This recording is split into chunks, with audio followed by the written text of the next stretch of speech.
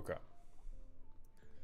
I think we've successfully gone live, which means we are only 10 minutes away from being live for real after we get the one mandatory tech issue. And then we are only 5 hours away from me actually beginning the stream. Exactly, Ellie. I'm not late. I'm on time. The stream starts at 12:04 every Sunday. We know this. We know this. We know that it starts at 12:04. And anybody who speaks differently is talking crazy. Oh, still the wrong notification? That's crazy. That's crazy, bro. That's not true. The go live notification is still accurate. The stream title's accurate, and the go live notification is still accurate. If Malmadarda has 0 haters, I have passed away. Mel added to MTG. What colors is she? So at minimum, she gets red because her primary ability is to redirect something. She can stun, which is generally a blue mechanic. So at minimum, she's it. She has an execute, which execute to me is a like outright kill ability, which that seems either white or black. So she's either Grixis or Jeskai, and I would venture to say Grixis rather than Jeskai. What's up, Beefcake? What's up, Eris? Lucarion, welcome to the stream. I would consider her to either be Dimir or Azorius. Well, Relic, I mean, it's cool to be wrong, right? It's cool. Elon Musk does it every single day. You can be wrong. Blue has just as many redirects as red. Let's look into the efficacy of that statement, shall we? That's a fun thing we can do. Change the target of spell or ability. Okay, so red has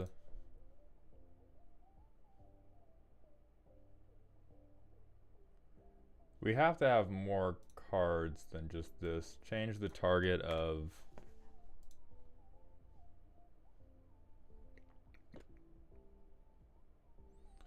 because what's the wording on deflecting SWAT?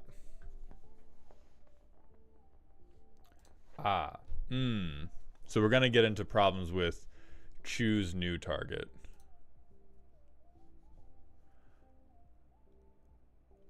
Oh, thank you, Ontario. I will fix that. Rival, did you get an email saying you were up today? Mutrad5 and Blindelmon, thank you for the prime subs, my friend. Welcome to the dog home. I appreciate that. My initial thought with redirect is Narset's reversal. Well, that's not correct.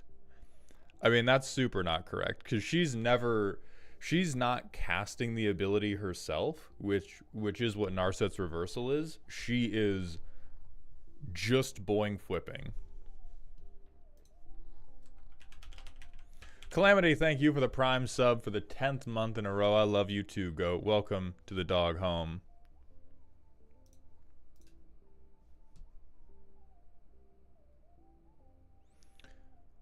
O tag, okay. So we'll do red.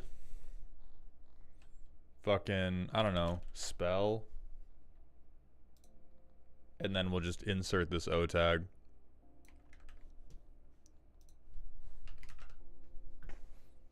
Okay, so we have 17 cards that do this in red. Oh, we have 18 cards. So you're correct. It is just as much red as it is blue, which I still maintain is it, particularly because one of her abilities in the game is to just shit damage at you. Although we do get into a problem if we include that as a metric because every champion can do damage because they have to, because it's a game where you kill people.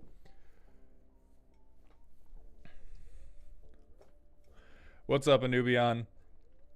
So red and blue interchangeable.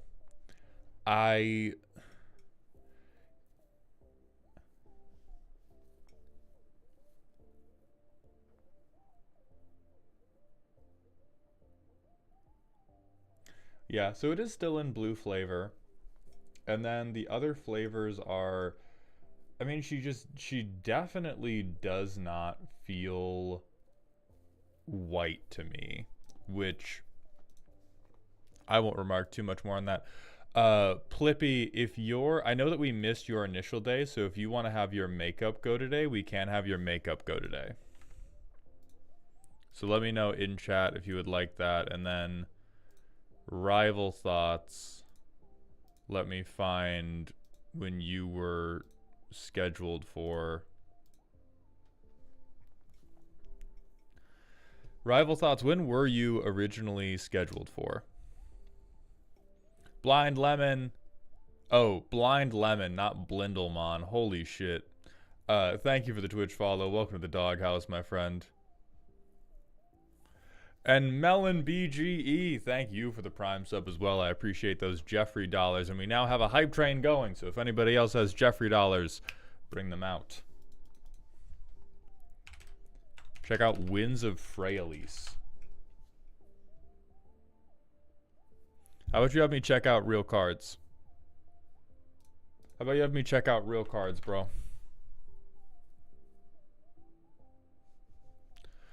Right, Rival, what date did you originally get an email for?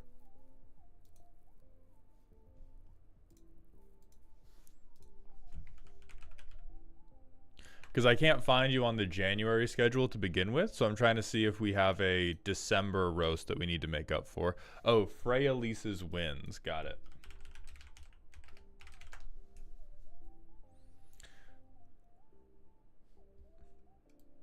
Oh, so just everything gets a stun counter every time it does anything? That's insane. What's up, Matthew? That is crazy that they gave green a stax enchantment that put stun counters on.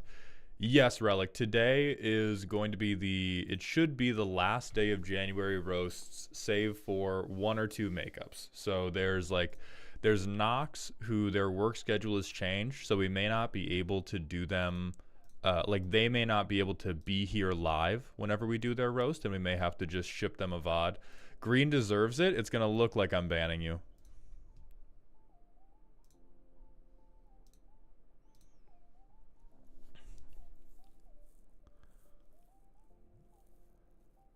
No, Rival, we don't. So the way the scheduling works is after you sign up, I email you with a roast date. You do not get the roast and then just show up and hope. You're gonna get a dedicated email saying on this day, this is when your deck is gonna go. Show up for this stream. If you don't show up, I will find another day to roast you. I mean, green stacks could be cool. That's literally not true. That's very literally not true. Although if you think you can make that true, I'm happy to roast how wrong you are. I've posted the Ko-Fi link. So somebody asked how quickly it sold out this month. If you were, so first of all, let me build an Excel sheet so that it can look appropriate.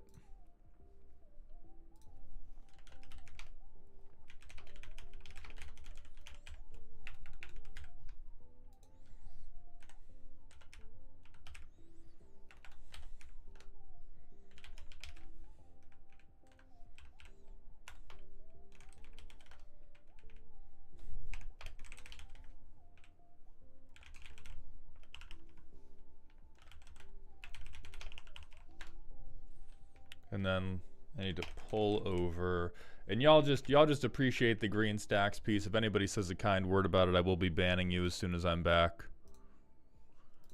How do I even find this information on Ko-Fi? Because last time I was looking. Cyborg, thank you for the Prime sub, my friend. Welcome back to the dog home for the 5th month in a row. I appreciate that generosity very much.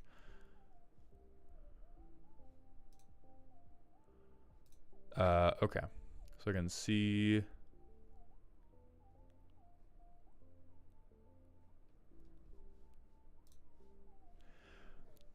Okay, so Ko-Fi is not actually giving me down to the minute information, so I'm gonna trust what Troper. I'm gonna trust what Troper quoted to me. Let me zoom this in.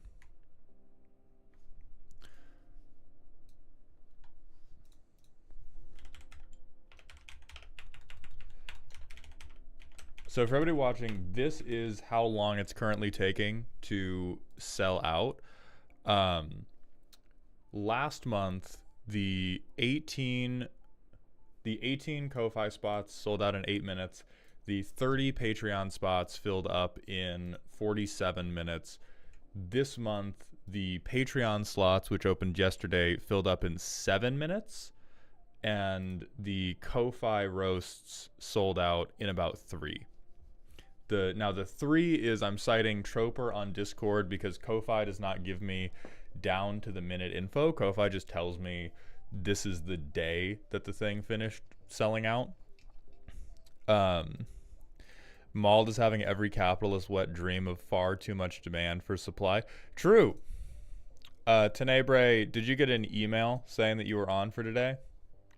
I think I do need to start putting a note that you will be told when you are on.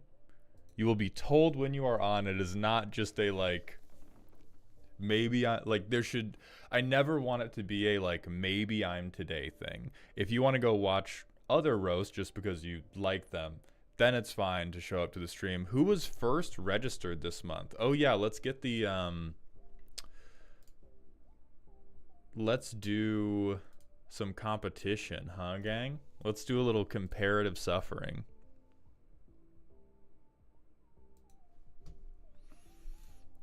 So for January deck roasting, Ellie, you were first. You beat Crab by 5 seconds. So this was, hold on, let me add a sheet and then. So for the patron deck roasting, I fucked up the forum last month and it wasn't live at noon.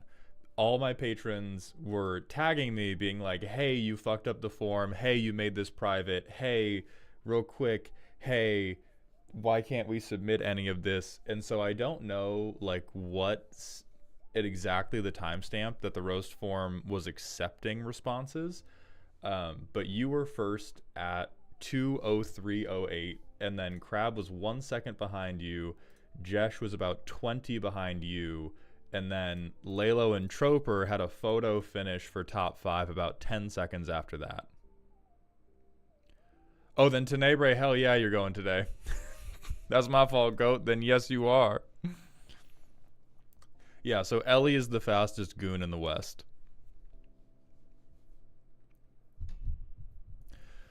I was set up to go minute 1 and it didn't accept my info. Had to fiddle until it worked, and by the time it accepted, it was too late.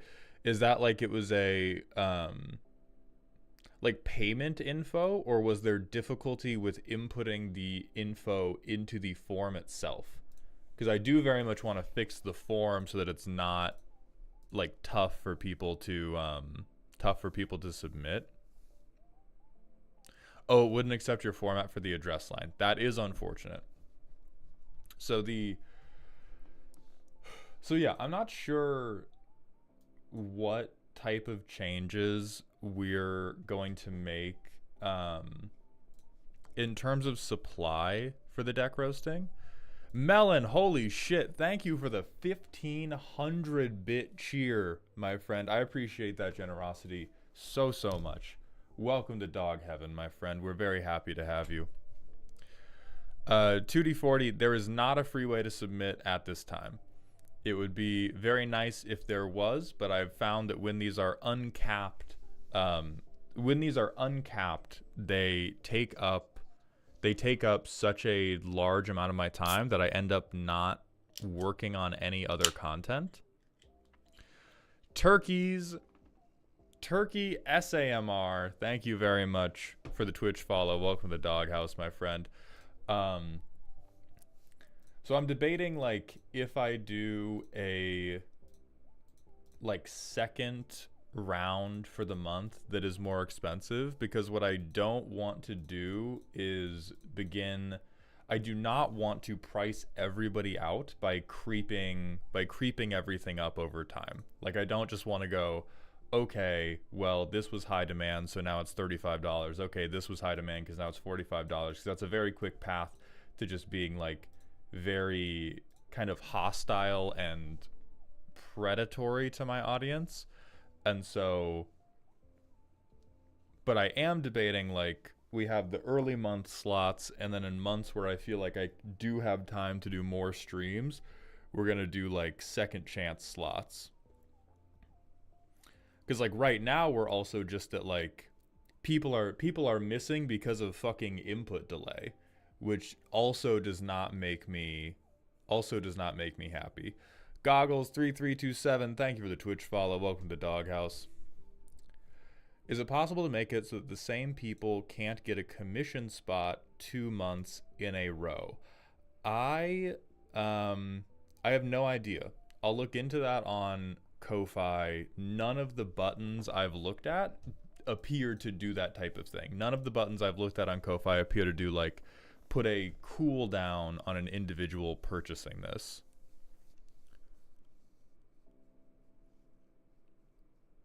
Who are the fastest for February? Let me go look.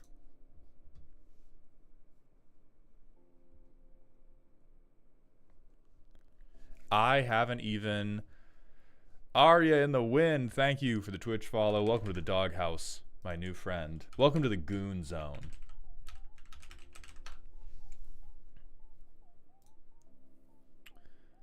That is the Ko-Fi roasting. And then responses, link to sheets. Great.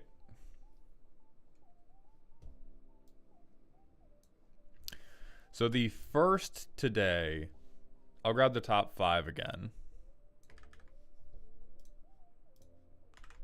So the February rankings were Aiko was first. Aiko had it done 42 seconds after it was published. Crab got in 48 seconds after it was published.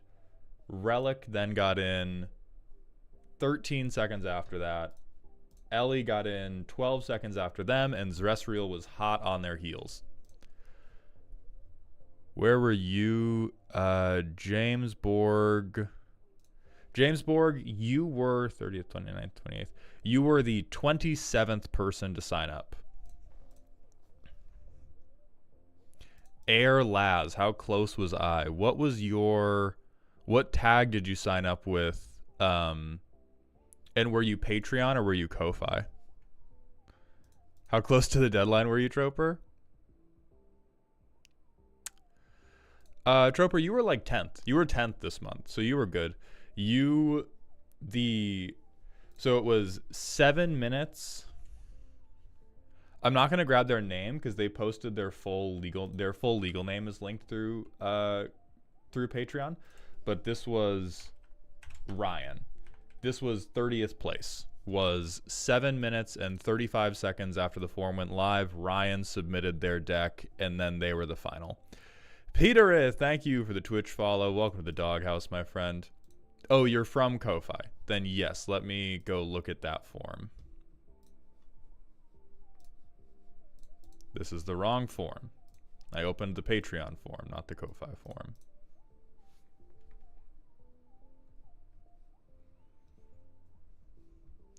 Or I can just look on Ko-Fi.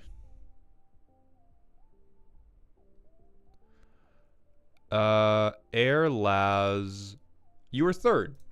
You were third on Ko-Fi.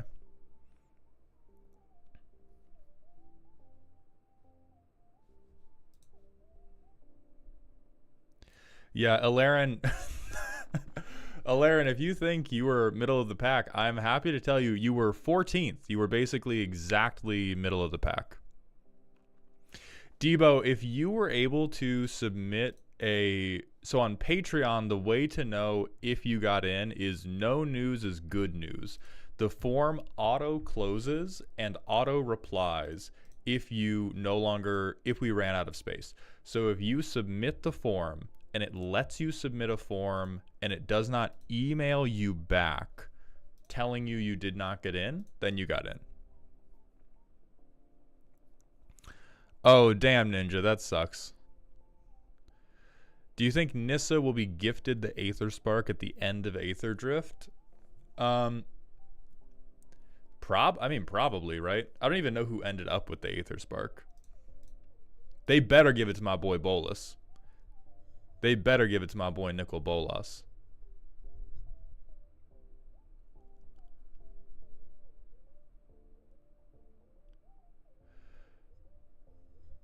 Wait, could you release the times publicly as a form of non-content every month? I mean, I think on days like this, we can definitely just like go through the leaderboards. It's definitely not like meaningful content. Hernalius, Ko-Fi, it's a purchase thing. If you were able to purchase it, you got in.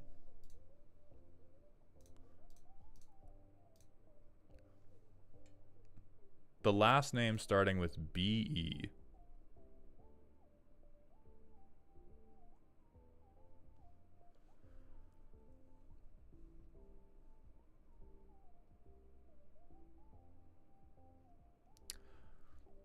I don't see you on Ko-Fi, and so that should mean it hasn't gone through.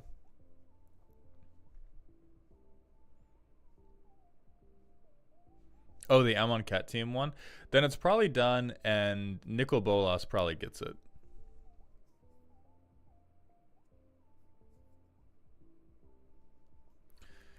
Mauled, I have been on an Earth lost streak, but the drought has ended. I was gifted the devil's favorite bunny girl to get the W. Okay, so you won, but at what cost? At what cost, bro?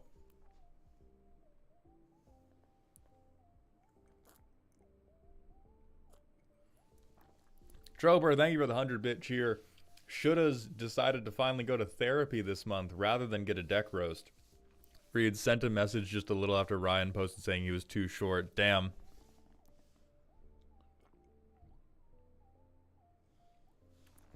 So yeah, I'm going to consider what to do with the roasts going forward. The main thing is like, I think I'll feel better about the roasts being in this high demand when I have other good Patreon rewards, because I think what's going to feel bad is I don't want to like sell more and more through Ko-Fi while having a bunch of patrons that don't have a chance to get in. So I'll be thinking of ways to ameliorate that.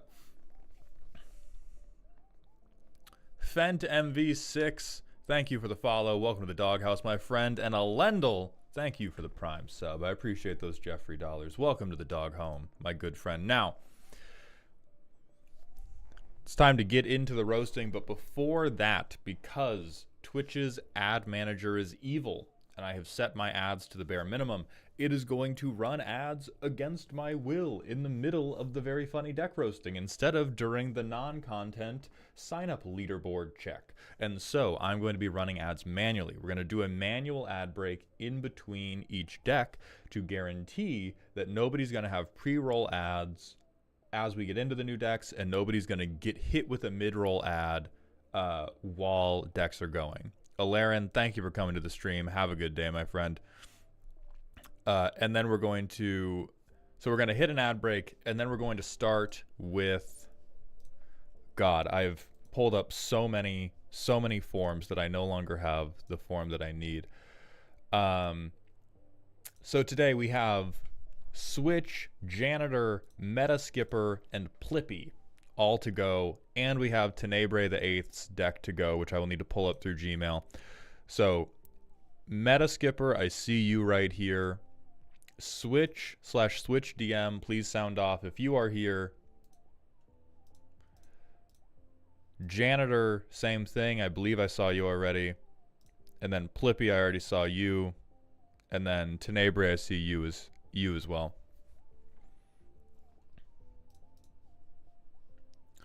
All right, non-subs be banished. Subs, let's talk whole. All right, Janitor, you are here. Thank you very much. Tom Kerber asks, hi, have you thought of doing a reward where you build someone a deck? I haven't particularly... I've never thought of that as a reward for content because I think the fun part of Commander for most people is building the deck yourself. And if you want to get a deck from somebody else, it's very easy to do that. It's sort of like, you know, if you want to get a workout plan from somebody else, if you just go on Instagram and type in gym, you'll get like 18 fucking dudes who all look like bodybuilders telling you the best way to do a double backflip overhead supine grip bicep curl. And so it just doesn't feel necessary for me to provide the entire deck myself. I've thought about doing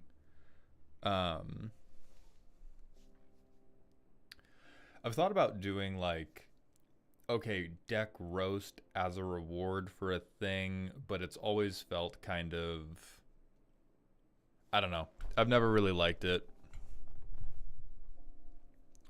So are we like the Roman Senate then? Yes, in the sense that I'd stab my friend for a deck roast. It's good to know we're in demand. It's good to know that we're in high demand. Can we have a color combination tier list? Yeah, we can do a video like that. I think... Oh, okay. So, for the rest of this ad break, let's talk about the next content thing we're doing. So I've done this the past 2 Tuesdays, and it has not been called this.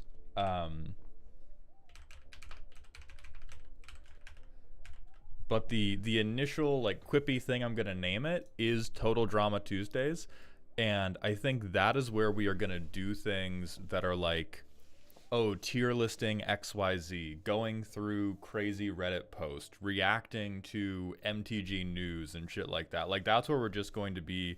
It's basically going to be a just chatting stream about Magic, where we're not specifically doing deck roasts. We can go on tons of tangents. We can talk about new sets, etc., etc. And so we're going to be doing that this Tuesday. Oh, giving patrons a vote on the next Commander roast. Yeah, see, Mutrat, I've thought about that as well. That also feels bad because for so long I've maintained that I will not allow financial incentives to motivate the Commander roasting. The Commander roasting I've always thought of as like, this is going to be for the people. This is going to be decided by who is consistent enough with asking for their commander over time, rather than just like pay enough money, boom, you get it. My internet is shitting on me. Am I invisible? No, Meta Skipper, you're still here. Chat's just fast. So here's the thing. I'm not a Total Drama fan. I just think it's catchy. Like, I don't even know what... I have never seen a single episode of this, but I think the name's catchy.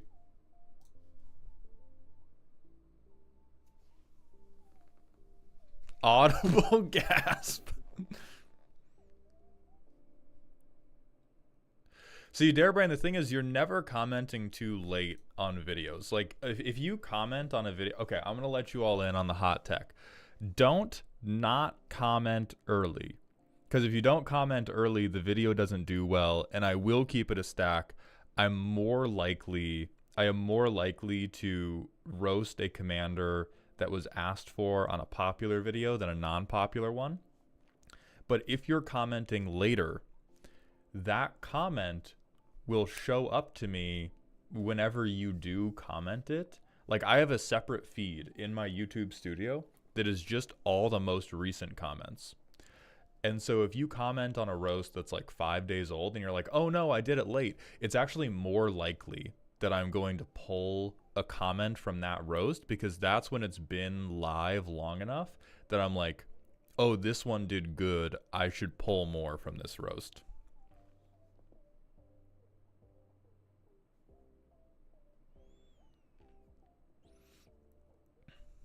Two semi-serious ideas. On the $25 Patreon slot, basically roll half slots for a patron roast. If somebody already got in, you can re-roll a second chance roll. 2, patrons get a deck building challenge that we submit, and you judge us not on a full roast, but on closest to theme or something. On the second one, I know that Salubrious Snail already does that, and I was talking with him about his the other day, and I don't want to... If I do something like that, I'm going to find a way to make it significantly different from his. And the second one is also, like, asking labor of the patrons, too. It's, like, doing the deck building competition feels bad to me because it's like, oh, did you pay money and then not get anything for it? Well, now you can do labor and also probably not get anything for it. How about that?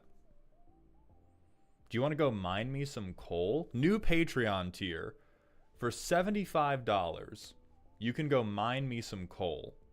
And I will tell you whether or not you are a very good boy or a very bad naughty boy, depending on the quality of coal you bring me.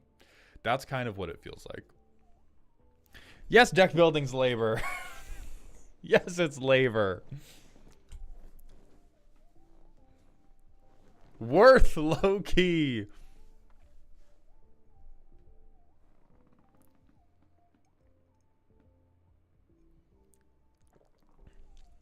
It's a labor of love, usually. I'm going to keep it a stack. The deck building challenges I set for you would not be a labor of love. John, thank you for the half a month at tier 1, my friend. Welcome back to the dog home. I'm stealing water from your fridge. Good talk. I won't be answering further questions. That sounds fine. That sounds fine. What about they get to pick cards you have to build a deck with in that month? We could do that. I haven't done a deck tech in a really long time, and giving patrons control over the type of deck I had to build would make sense.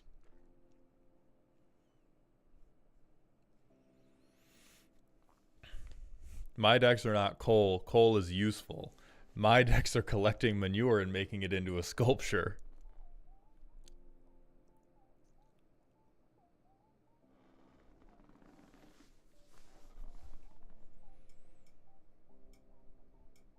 Quick, patrons, make him build mono green super friends. That would make me crash out. The reason mono green super friends would make me crash out is because it would just, like, work perfectly. I wouldn't even be mad of, like, oh my god, I can't believe I have to play this shitty, barely functional green deck as a joke. It would make me mad because we would build it and I would go like, fuck, turn 4, I have like 4 planeswalkers and I'm floating like 8 mana a turn and I have a bunch of 3/3 boars that can kill everybody. Ellie, thank you for the 500-bit cheer, my friend. Welcome back to Dog Heaven. If you don't think we'd be frothing at the mouth to build your decks for a challenge, you've forgotten that we're the goons, boss. You give us the order, we do the job. Completely fair point. Completely fair point. Gruul Super Friends, but it's all just Chandra and Nissa. Gruul Super Friends, but it has to somehow be a romance novel. That's how we do it.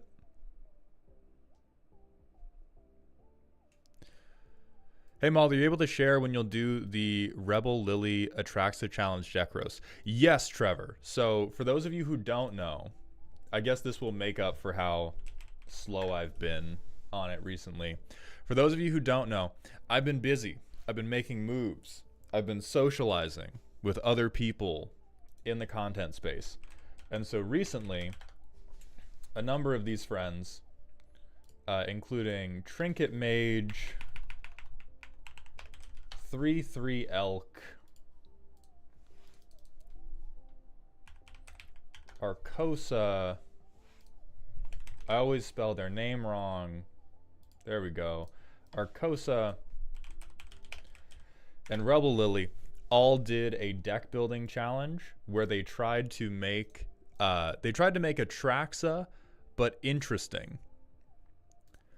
And so what I'm going to do, and they were like, hey, do you want in on this? And I said, no, but what I do want to be in on is I will make fun of all of your Attraxa builds. And so all of them have very recently put out some type of Attraxa build. And so after today's stream, I'm going to be going into the fucking cave and I'm going to be doing scripted roasts of these decks. I still need to get Lily's permission because they did not reply to the Discord tag, and so I need to DM them and make sure that they're okay with me being mean to them on the internet. You know, like fake mean. We're not mean. At least I don't think. Teddy Bear, thank you for the 1600-bit cheer. Just taking my spot back at the top of the dog pile. Teddy Bear, bring it in. Right here. I don't know if my chest gets in the camera. We're going to change the camera setup next week too, but right here, that's where you go. Thank you, bestie. James Borg, I have no idea what an edit response link is. If you need to change information about your submission, just email me.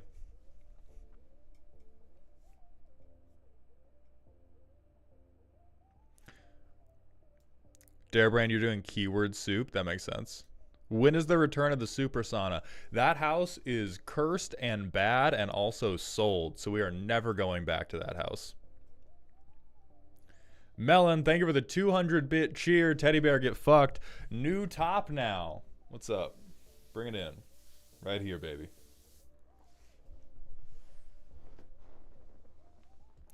Will this be a precursor proof of concept type thing to the scripted roast you've been talking about for people? Yes, Moonstalker. This is intended to be the pilot to sort of give people an expectation of what the quality is going to be. Quantum Runner, thank you for coming by this stream. I'm sorry that my brain is so skittish that you did not catch any of the actual deck roast, but we were very happy to have you here. I hope you have a nice day, my friend. Nobody, thank you for the Twitch follow. Welcome to the doghouse, my friend. What are your thoughts on type changing effects? Those that change things before the dash. So card like super type. I don't have a strong enough opinion because I have not seen them used enough. Like I'm sure you can do something totally fucked, but I haven't seen it myself yet. Relic, I will tell you in a second after I congratulate Teddy Bear on reclimbing the dog pile with another 500 biddies. So Teddy's Bear is now up to 2,000 bits. We doing this is the challenge he's issued to Melon. And listen, you guys, I might feel bad about being an agent of capitalism. I'm never going to stop a bidding war. Right here, Teddy Bear. Right on the heart. You can hear my heartbeat. Mutrad, thank you for the 5 gifted community subs. Welcome to the dog pile, my friend. Do we like that or dog heaven more? I kind of like dog pile. I kind of like welcome to the dog pile.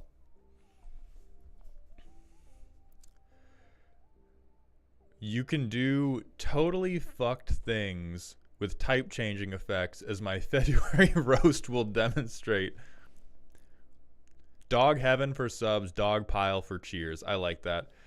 D-Man,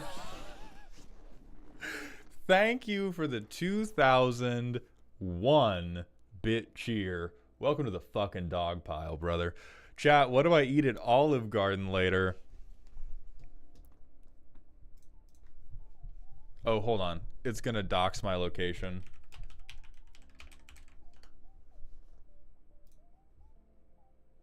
Let me pull up the Olive Garden menu off stream. Block. We're going to search for an Olive Garden in California.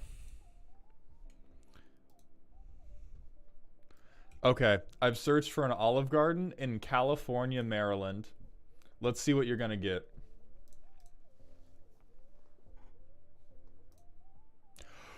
Holy shit. Fuck Olive Garden. Melon, thank you for the 5,000-bit cheer. I have disposable income and no financial responsibility and my undying love. You also have that, Melon. Welcome to the top of the dog pile. Holy shit. We still got to work out D-Man's Olive Garden order, but goddamn bark bump.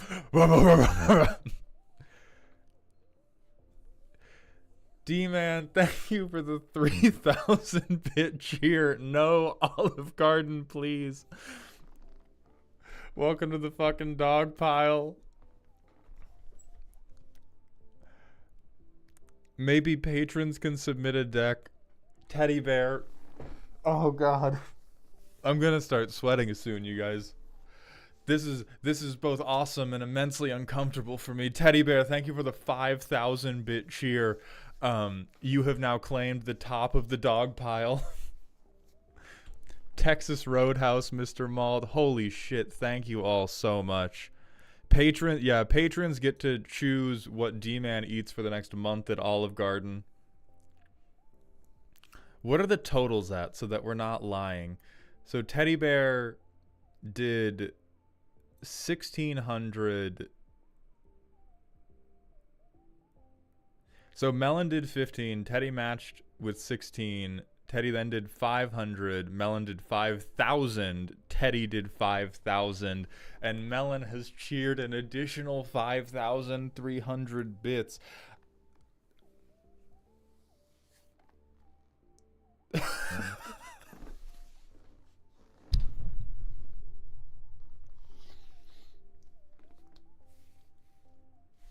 I'm gonna throw up.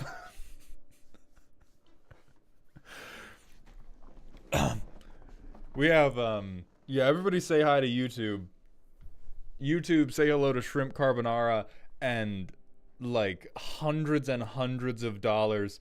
So let's catch up on the dog pile now. Melon, thank you for the 5,300 bits. Welcome to the top of the dog pile.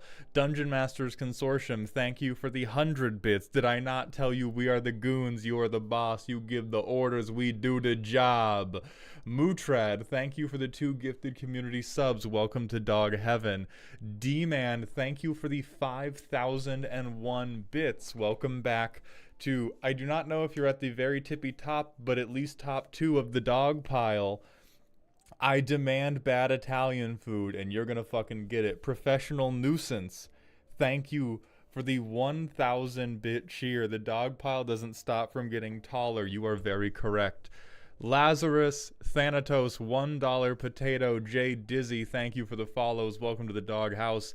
And Kilroy, thank you for the 1 bit. This is all I got at the moment, but here you go. Listen, everybody, this is phenomenal. I love money. I also love all of you for supporting my content in the first place. If you have no bits to cheer, you still have a place in my heart, even if I am not going to say funny things about your position as a top or bottom. And Moonstalker3311, thank you for the 100 bit cheer. Breadstick money indeed. Welcome to the dog pile. Helios, people have been spending a lot of money in order to confirm or deny D-Man's Olive Garden order. Lettuce, thank you for the 45-bit cheer. Hero Killer, thank you for the Twitch follow. Welcome to the doghouse. Phelan, we've got a rant. I don't think we're going to have time for that rant. We do need to get into the deck roasting. And very importantly, we have to get D-Man's Olive Garden order done. Troper, thank you for the 100-bit cheers. Another $1 to Mango for the edit of this. Yeah, we're going to... I don't have a, like, hand sign that I do for, like, this has to go into the YouTube video, but I will write them a note that this has to go in. Flip Flop Physics, thank you for the Prime sub. Welcome to the dog home, my friend. Julian Jenkins, next WoW stream, also Tuesday. It's going to be after Total Drama Tuesdays. God damn. Relic, thank you for the 10 gifted community subs. I appreciate that generosity so much. Welcome to Dog Heaven. You guys are so generous. Oh, I'm gonna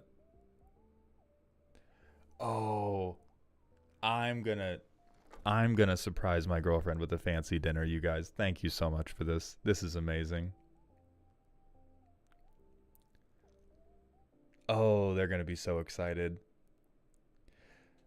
Tenebre, thank you for the 400-bit cheer. Oh my god, I'm gonna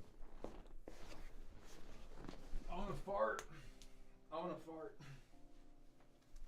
Okay. We can do this. Hold on. I gotta get some hats.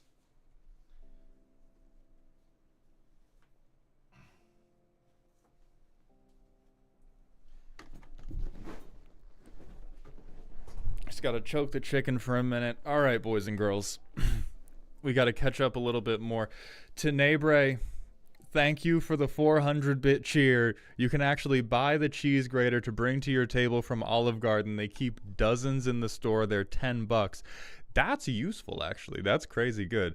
Welcome to the dog pile, my friend. D-Man, thank you for the 1,000-bit cheer to buy my editor some Olive Garden as well. And Cyborg, thank you for the 10,000-bit cheer. Can we please get something better than shitty Italian food? Cyborg, I'll do anything you say, brother. I take that back. I'll do almost anything you say, brother. And your boy Aiko, thank you for the 11 gifted community subs. Welcome to Dog Heaven. And you are in the lead. It's not tracking bits as okay. So the leaderboards currently, Aiko is in the lead on subs with 11. Melon is in the lead on bits with 12,000, which is thank you guys so much. We've both been doing a lot of bits. This is incredibly generous of all of you and means quite a lot. Henshin Rider, thank you for the Twitch follow. Welcome to the Doghouse. So let's do an Olive Garden order. Let's do D-Man's Olive Garden order. We're gonna do a full order. I used to eat at Olive Garden a lot. Olive Garden was like the restaurant of choice that I went to before going to rowing races because it was just a shitload of pasta. Fried mozzarella is always a strong option. I've never been as big a fan of like the stuffed things just because they're so messy to eat. Spinach artichoke dip, also really good. Toasted ravioli sounds fucked up and bad. Why do I want... That sounds like a meat cracker, which I'm not sure I'm a fan of. Teddy Bear, shut the fuck up. Thank you so much. You have been so generous throughout this stream, and I appreciate you so much. You're in 4th, big dog. You are up there on the dog pile. We could do breadsticks. You could do breadsticks if you want to throw up halfway through the dinner. So D-Man, right now it's Melon at 12,000, you at 11,002, Cyborg at 10,000, Teddy Bear at 7,000, DMC at 1.1k, Nuisance at 1k, and then it's Tenebrae, Troper, Jordan, Kilroy. Okay, so my personal recommendation is honestly the spinach artichoke dip. It's really high calorie, but who cares? We're at fucking Olive Garden. Gimme that. God damn it, D-Man. Thank you for the 2,000-bit cheer. Welcome to the top of the dog pile. I appreciate your generosity so much, and I'm going to have to start calling y'all's accountants. Oh no, they are a delicacy, J Dizzy, but you're gonna eat so many that your stomach is just going to get completely full and then you can't enjoy the rest of your pasta. That's what I mean, is these things are heroin. These things are crack. And so if you order breadsticks, your Olive Garden dinner is all breadsticks. I've done it. It was a good time, but I didn't get to enjoy my chicken parmesan.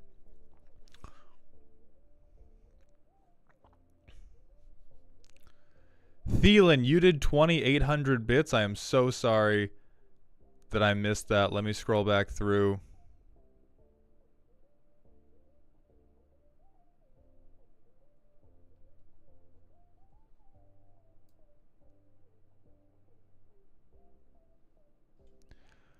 It was in pieces. I'm not sure that it's gone through then because it's not tracking. It does not think you have done anything. So there may be some like weird back and forth issue with your payment method. Melon, god damn it, Melon, thank you for the 1,500-bit cheer. My top spot. Welcome back to the top of the dog pile, Melon. Melon, I will bankrupt us both. Please don't bankrupt anybody in my Please, Twitch chat, don't bankrupt anybody. Fluffy Org, thank you for the 10 gifted community subs. And then Tenebrae, yes, we will slot you in early. Anyway, Fluffy Org, thank you for the 10 gifted community subs. Welcome to Dog Heaven, my friend. And Gaming a Yumu VT, thank you for the Twitch follow. Welcome to the doghouse. D-Man, thank you for the 2,500 bit cheer. Tariffs be damned. Canada will win this day. I love a good trade war. I don't. It's going to fuck up the economy for both countries and it's going to be really bad, but I love a good trade war. I love maple syrup, right? Is that the line, D-Man? I love maple syrup. Anyway, so I'm going to recommend spinach artichoke dip. Hot take, this reheats well. People don't think this reheats well because it gets really goopy, but if you've ever had depression in your life, this reheated is still fine. So I'm going to say spinach artichoke dip is the first part of your order. Moonstalker, this is a truly incredible amount of bits. I am so grateful to all of chat on this fine day. I do not like spinach. Well, Relic, it's a good thing that the spinach artichoke dip is mostly just a vehicle to put cheese and butter in your body. Let's go to entrees now. So these are all basically the same thing. It's like noodles plus small amount of meat. Then a lot of spaghetti. I've had the stuffed chicken marsala, not impressed. I've had their steak gorgonzola alfredo, not impressed. The steak may as well be microwaved at certain locations. Obviously that changes depending on the Olive Garden location you're at, because some people are like, you know, doing their best to cook and some people just getting through the day. It's fucking Olive Garden. The chicken tortellini alfredo is my favorite. The tortellini is good. Witching Moon, the way you submit a deck is either through Patreon or Ko-Fi. We are sold out for the month, but I am considering doing a second round of Ko-Fi submissions at a higher cost because the Ko-Fi roasts sold out this month. Sold out this month in like 3 to 4 minutes, I believe. So the tortellini, that would be good. What is ravioli carbonara? I've not actually seen this menu item before. Cassius, do you have the stream schedule posted somewhere? No, but I will be updating my Twitch page with the new stream schedule. I've just been changing it a lot recently. Cheese ravioli and a creamy sauce with bacon. Okay, so they don't actually have... I was like, maybe there's chicken and bacon inside. Helios, thank you for that 95-bit cheer, my friend. Welcome to the dog pile, my friend. I appreciate that generosity very much. Tour of Italy is probably whatever.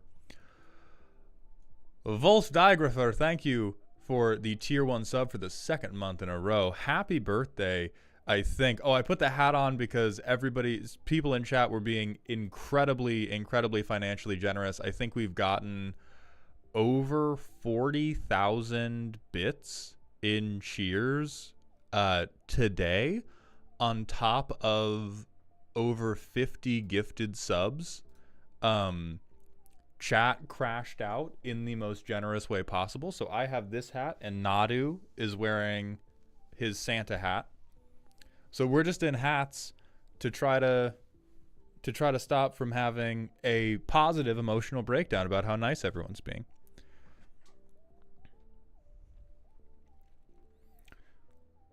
Okay, so I think the chicken tortellini alfredo is going well. Or chicken tortellini alfredo probably in the lead for me. But I also really like meat. So if you don't like meat, D-Man, then I would say if you don't like a meat-heavy meal, we put the ravioli carbonara in here. If you do like a meat-heavy meal, I'm going to officially recommend either the chicken tortellini alfredo or the steak gorgonzola alfredo, but we're going to assume that the line chef for Olive Garden is doing their best and they're not just like microwaving a piece of meat. And then, so I'll say steak gorgonzola. We'll live in the world that we want to be in. And then, what are fan favorites? Oh, sure. Where's our desserts? Let's get some desserts in here. Wookie with a biscuit. The the current top of our dog pile, D-Man, asked us to make them an Olive Garden order. And we're goddamn doing it. I'll tell you that much. We are goddamn doing it. So we have chocolate lasagna. This has to be the most fucking American food item I have ever heard of. Yeah, that looks like chocolate lasagna. That looks exactly like what chocolate lasagna should be. We have black tie mousse cake, which is probably like fine. I don't know how much I trust Olive Garden to execute on tiramisu.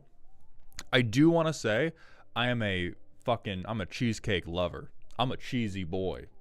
I like being caked up. I like dairy. I like questionable gases in my insides. I'm not sure I would go with... I feel like the warm Italian donuts are like good, but they just seem... They seem so normal. So personal preference, I'm gonna hit Sicilian cheesecake. But if you love chocolate, then obviously either chocolate lasagna or black tie mousse cake. But I would bury a Bowie knife in anybody's chest, not Z's. I would bury a Bowie knife in most people's chest for a cheesecake on demand. There aren't even donuts. They don't have holes. Yeah, these are just like sweet ravioli. These are just sweet ravioli. Then we have non-alcoholic beverages. Oh, I'm going to keep it a stack. They have some like fancy... So they used to have like a fancier version of raspberry lemonade that was very delicious. I don't think we can get that, but if you could get that, you're going to slide into an insulin coma after you have this Olive Garden order, by the way. I'm not going to recommend alcohol myself because I am sober, but if you do partake, they apparently have some gas station wine for you. And I think that's your order. So final order is we're getting the spinach artichoke dip, the steak gorgonzola Alfredo, and then you're going to have a slice of cheesecake to finish it off with. This was 100% worth the $400+ I'm glad it was worth it, D-Man. I cannot express how genuinely happy I am that you got your money's worth on this. And then you can have some gas station Thunderbird wine, as long as you share with Nadu. I'm sober. The bird's an alcoholic. Hat's going off. What's up, Nox? Thank you for stopping by. So, Nox, we have enough other makeups to go today that I don't think we will timestamp yours. If you have any days off from work in the next, 2 weeks, let me know, and I will try to make that day work as a Decro stream day. If you just flatly don't, that's also fine. We will have it be a, timestamped VOD roast, and we will circle back with you later.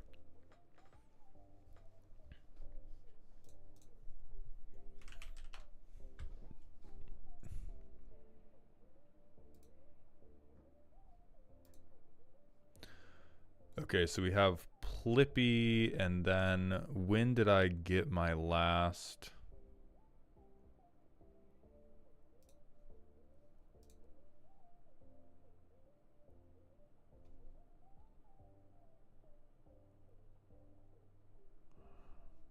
Okay, Tenebre, you're gray, right? From my email.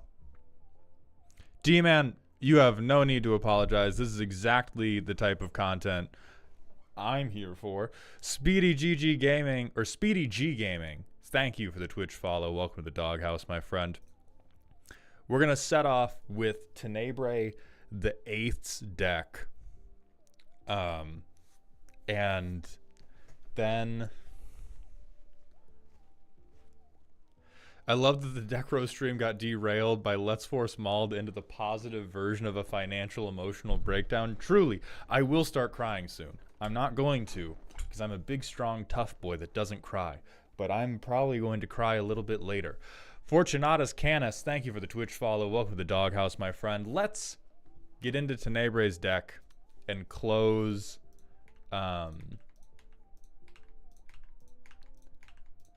close all these other tabs. How much for tiers? Listen, I'm going to keep it a stack with you. I'm a very emotional man. I'm probably going to cry off stream with how much has already been given. I think the number that would be big enough to make me cry on stream, I would end up dissociating and just go into like character mode. So in good conscience, I cannot recommend giving more to try to make me cry on stream, because I think what's going to happen is I'm going to just like stop interpreting it as a real number. Because I've had things overwhelm me before.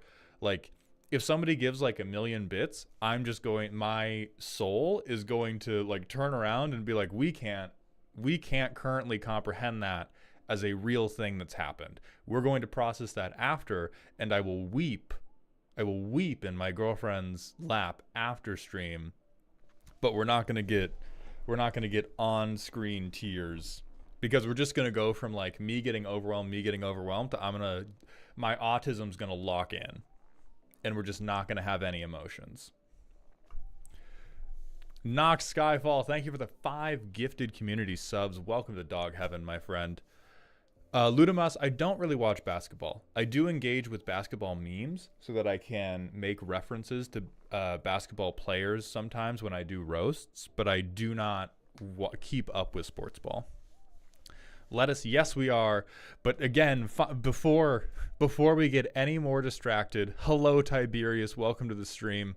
Before we get any more distracted, we're going to do Tenebre's deck, who was supposed to go many months ago, but they are freshly married, so everybody say congratulations to Tenebre, and let's set off their new family well by making them feel bad about their ability to play a card game.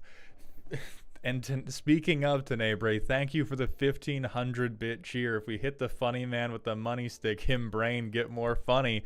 Let's put that to the test.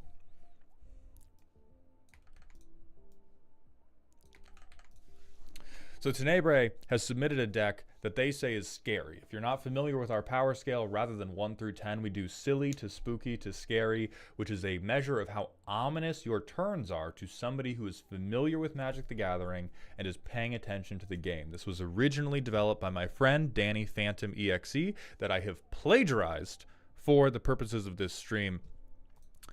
And Tenebre says, deck's scary. I don't think it would win at a CEDH table, but it's got teeth and probably wouldn't be welcome in casual pods. So we have the deck version of a ego lift, and we have a content warning. It better be good.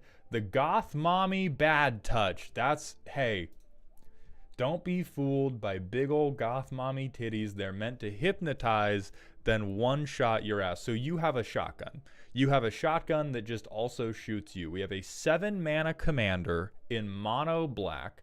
So you probably have Dark Ritual and then your game's over, huh? Dark Ritual and then we're just... Oh good, Necropotence. Draw life gain combo. So if a card forces you to discard, go to top rather than graveyard. Skip your draw step, don't discard. Oh, Shieldred. Okay. So we have life-positive Necropotence. Oh, I know. Okay, Jen. Yeah, I'll read the commander. I'll read the commander for anybody that doesn't know. So if you play Fage, she has sepsis fingers. She just has shit all over her hands. If you play her and you didn't play her from your hand, you die because she touches you with her poop fingers. Whenever she hits anything, kill the creature. Can't be regenerated. It's like super death touch. Whenever Fage touches somebody else and gets her little shit fingers into their mouth, they die.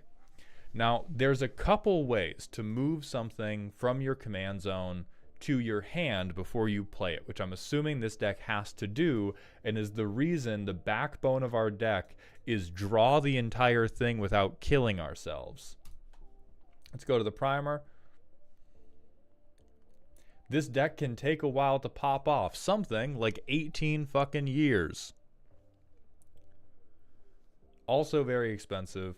They're about... Okay, so we have 7 ways to cast Fage in the deck. We have Command Tower, Then we have a couple artifacts and creatures that let us pull them into our hand. We have Torpor Orb, we have Platinum Angel, we have Sundial of the Infinite. Great.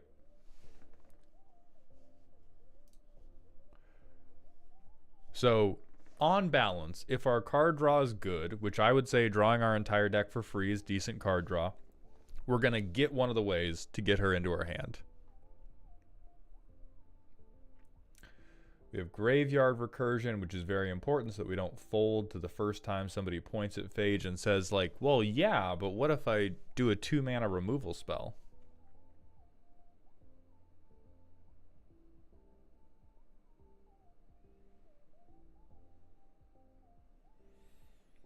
We have a lot of removal.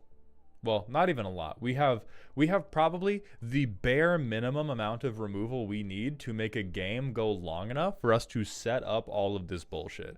It is hilarious to me that the Necropotence Sheoldred combo is here to support the most like Rube Goldberg machine win condition ever.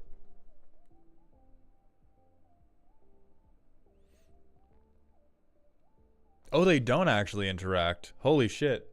Right, this exiles. I'm presuming, like, if nothing else, you just stick Sheoldred, and then after a turn or two of having Sheoldred out, you have the life to pay whatever you want into Necropotence. So it is nice of them to tag their non-bow for us, though. Punk4293, thank you for the follow and the Prime sub, my friend. Welcome to the dog house and the dog home. Yeah, Necro Dominance. Okay, so we have the actual first improvement to this deck, and I legitimately might downgrade you. This might be the first scary deck where I'm like, nah, didn't shit. Not scary, didn't piss myself. We have a little bit of life gain, which is wildly irresponsible. This is made up. This, the brainworms got to you if you put Gary in here. I swear to God, every black player back up against a wall, they just call for a fucking traveling lettuce merchant, and they think that's going to solve every problem for them. There's no...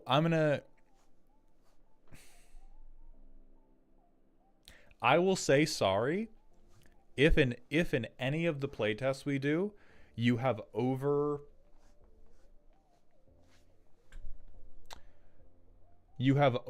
like 5 devotion.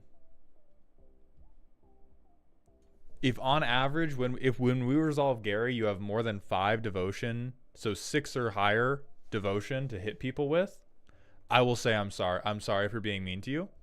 I do not think that's going to happen. So mana fixing, we have a million different ways to ramp. Fucking Cabal coffers, goddamn. I don't know why we were like, hey, do you know what black needs? They can't cultivate, right? You know what we should give them? Gaia's Cradle for lands. I had to play against this yesterday against John, and this motherfucker, bro had like 25 mana on turn 6. Tiberius, Kyan Ernst, and Piff Romney, and Ziodi Pacos, thank you for the Twitch follows. Welcome to the doghouse, my friends. I still want you to cut Soul Ring, but like you do have a 7 mana commander in black that you have to do a Cirque du Soleil routine to get out on the field. So you know what? Fine. Soul Ring pass. Soul Ring pass today. Fage Enabler. Oh, indestructible counter. Okay. Haste. Unblockable. Okay, so these are not just haste. These are the various things that allow Fage to do her dirty work. Now we have a functional combo. So chat, everybody apologize for accusing Tenebrae of having a non-bow. They clearly had the correct combo in here from the beginning, from the very beginning of the deck list. They had the correct combo in here and it worked exactly how they wanted it to. Everybody shut up.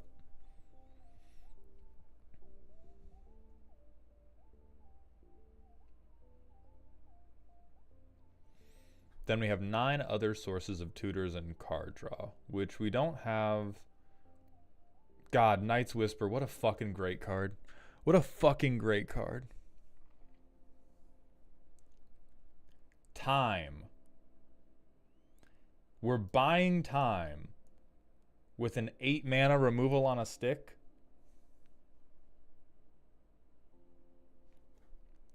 Blue one, you are correct that Necropotence isn't. So they caught that and then swapped it with Necrodominance live in the stream. Avatar can be 2 mana. I mean, true, if we've already board wiped multiple times. Like, Avatar of Woe comes out for a low mana cost if we've already bought time. Darkness, real. Black deserves fog. Defense Grid. I don't know if that buys you good time. Like, to me, that actually makes... This seems like the inverse of buying time. This seems like it makes the other players more likely to win because you're preventing interaction from happening. This does seem like a good thing to have on the deck for right before you want Fage to come down. That's hilarious. I don't know why we have the Animaniacs art, but everything just makes black mana this is great. Best card in the deck, easily. Koskun falls. No creature can attack you, so you have a propaganda effect. Okay, that seems fine. Lethal Vapors. I'm playing non-combo Lethal Vapors just to get one more turn to cast another mana rock before I try to move my 7 mana 4/4 commander into my hand before I try to play her with haste and hope that nobody shoots her in the head. Opposition Agent, legitimate time buyer. Phyrexian Obliterator, that'll buy time. See, Royal Assassin is just Avatar of Woe, but like playable for the thing you want it to be in this deck. Oh, I love Tainted Aether. I love that. I love that. Mango, welcome to the stream. You just missed a bidding war over an Olive Garden order, which is going to have to go in the highlight reel. I'm going to send you this stream, and we're going to have to cut that first part into the stream. But everyone say hello to the YouTube editor, Triple Mango Threat. Silent Arbiter, actually good at buying time. 20 swamps. That's probably enough for the land we're working with. Dirty, thank you for the Prime sub for the 3rd month in a row, my friend. Welcome back to the dog home. Yeah, they've been enjoying that water you guys got her with subbing for the last video a little too much. We might have to have a talk about this after this stream, Mango.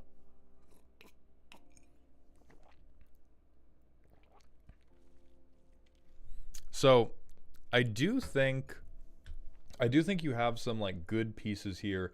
This is definitely a like I'm using really good materials to build the dumbest fucking house in the world. Like you've conscripted the greatest architect the world has ever seen to try to build a like life accurate Horton Hears a Who ass house or some other type of truly ridiculous cartoon home for yourself, which it might work. I don't think it will. What's this curve look like? Ridiculous? Good. I also like not doing anything until turn 4. You do have enough 2-drops, though. I can't read that shit, but it gets mana.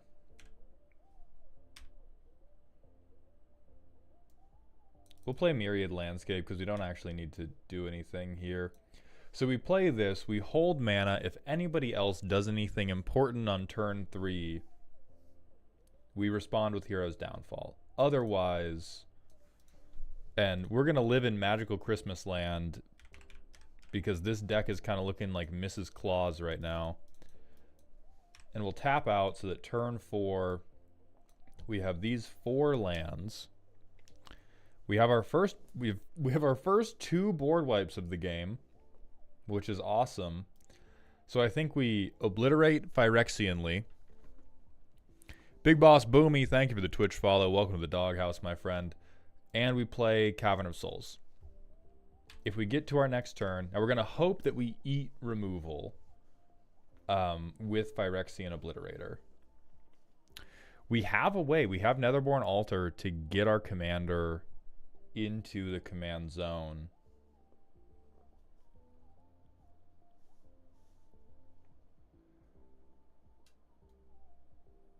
So I think we Grim Servant. I'm going to sound crazy. Do we just Grim Servant for Cabal Coffers here? I feel like in terms of individual cards we can get, Cabal Coffers is easily the best. And no, I'm not biased because of what Cabal Coffers did to me yesterday. Because turn 6, we play this. We have 4 swamps. And so I think we have Phage mana if we get the other pieces into play. I'll assume at this point, like, okay, turn 6. Maybe people are getting a little bit freaky. We mutilate. So Servant dies. Obliterator doesn't die because we're so smart and sexy and good at magic. So I guess we would have tapped it like that to pay for Mutilate. And then we Netherborn Altar after. Because we're just stinky, stinky dickheads. At some point before that orbit ends, we would have Netherborn Altered to get Phage. Holy shit, God loves you. Does every game just go like this? This is another Yugi-ass deck where it's like, it shouldn't work. However, what if I just drew the thing every time I needed it? What if I just drew the fucking out at every moment?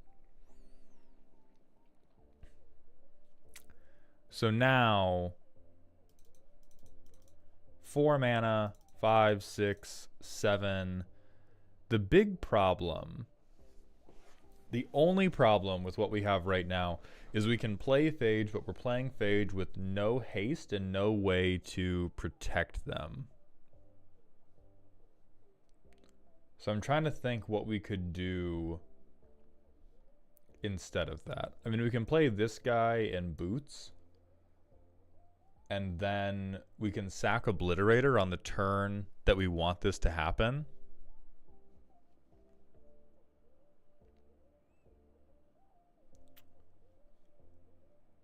Oh, you know what we probably do? So this is 4 mana.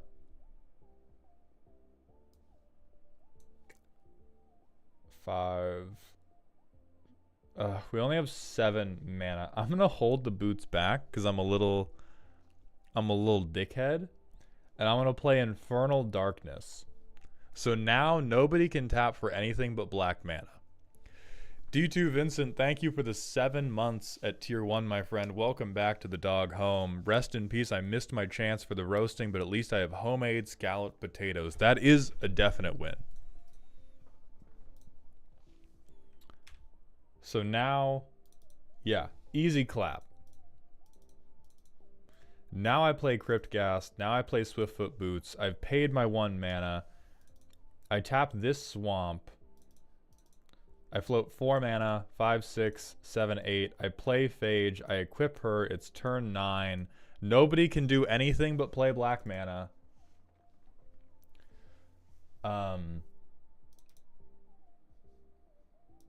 And then somebody fucking dies? Oh yeah, we wouldn't pay the upkeep then. So we hope they don't have instant speed removal in between us playing Phage and us playing the Swiftfoot Boots. And then we have Indestructible Hasted Commander. We have this to protect us. I mean, I think at the right tables, that's actually pretty nasty. Like, I think that's actually, this is actually a functional playtest here. Because we've had...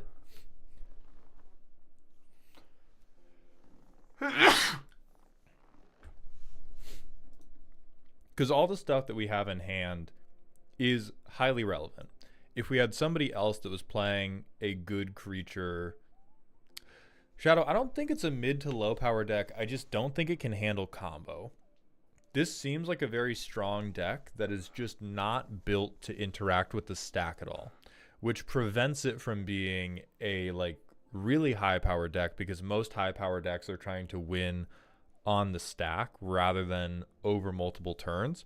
But this is a strong damage focused deck.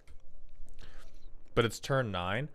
It being turn 9 only matters if we have no way to guarantee that the game gets to turn 9, which we did. We had a tutor that could have looked for more removal. We didn't need to look for removal because we had 1 board wipe, 2 board wipe, targeted removal spell, ways to prevent people from swinging at us, ways to prevent people from creating mana. And then eventually we had another removal spell. Like, if everybody dogpiles this deck from turn 1 before it starts doing anything, yes, you can absolutely stop it. And that should be true of literally every Commander game in existence. If you have a deck where you're like, my table hates me because they know I'm the problem, and so they stop me from doing anything, but I still get it out of the mud, you are beating up children. I think this looked like a slow run out for the deck, but I think if you have 2 ways to totally wipe the board of creatures, you have another way to kill one specific creature, you have a creature you can put down that is going to make people not want to swing into you, I think those are enough tools to be like, yeah, most other decks that are trying to use the combat step to win the game probably aren't going to punk you. The turn 9 decks that I come down really hard on are decks that are like, it took us until turn 9 to get here, and everything we had was proactive. Nothing we had could defend us, nothing we had could interact with the enemy boards, but we had plenty of shit that could slow people down. All right, and then this hand I'm going to keep because we, again, like, we have card draw engine, recursion engine, targeted removal, funny as fuck stax piece. So we go swamp, pass, swamp, or we could have done this turn 1. Pass, who cares? Phyrexian Arena.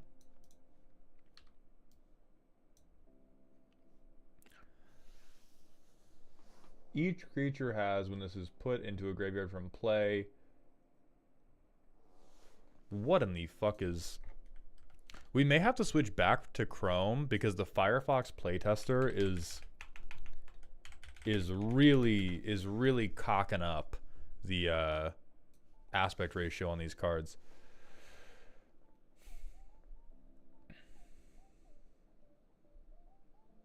So you trade creatures around. I don't like this because I do feel like anybody who's played against this deck is going to be conspiring against you from the beginning, and this gives them tools to conspire.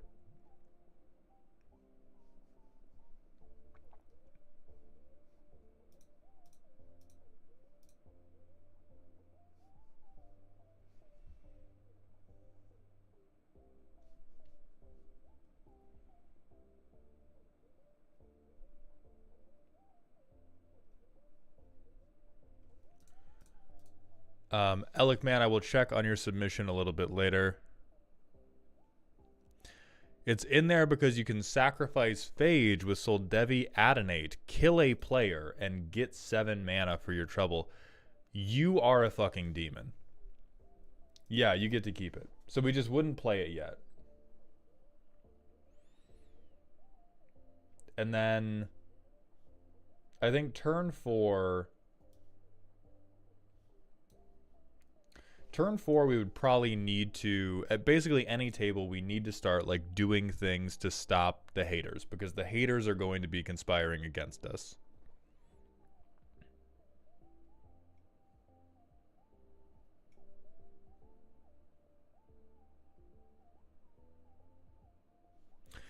Swing, kill. So the order of operations with Endless Whispers, if we have it out, is we swing, we kill a player, sacrifice the tapped Phage, and you put it on someone else's board. Get 7 mana from Soldevi, 2 for Phyrexian Reclamation to put Phage back in hand from graveyard. So, Tenebrae, I think the only hiccup there that I am happy to be dunked on again about is if you put Fage onto someone else's board with Endless Whispers and they get to lose the game trigger, when they lose the game, Fage goes to exile, not to graveyard. Now you can still then just use one of the other methods in the deck to get it back in the hand. Okay, we are on the same page there. Yeah, Joey Bug, this is a scary Fage deck. So we have this in the command zone, this still unplayed. I think I just play Royal Assassin here. Then we go to turn 5.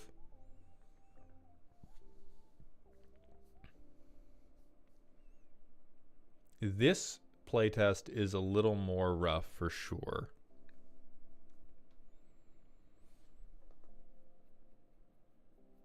Like, we have one kind of gun, and I think otherwise we're just passing and hoping that we can, like, Force of Despair. Like, oh, the Pentlaza player does their Pentlaza turn. And then we pass, we get to draw 2 cards. Myriad fucking Landscape is back real late in the game. You know how it fucking is.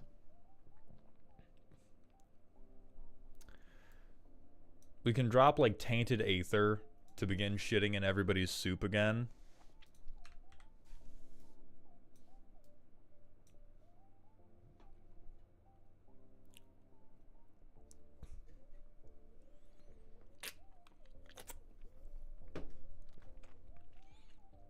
Don't want to Endless Whispers. Expedition Map would be good for coffers, but we're still without a method to get Fage into our hand without exploding ourselves immediately.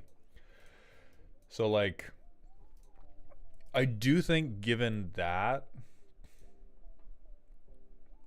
Command Beacon, yeah, I do like not having enough mana to do any of the things I need to do. That is a good point. So yeah, we go look for Command Beacon, and we tell the table, hey, I'm going to tutor for something. This game is going to be about 10 turns longer. None of you had plans, right? None of you have families, right? My new wife and kid, they know that I'm going to be out all night.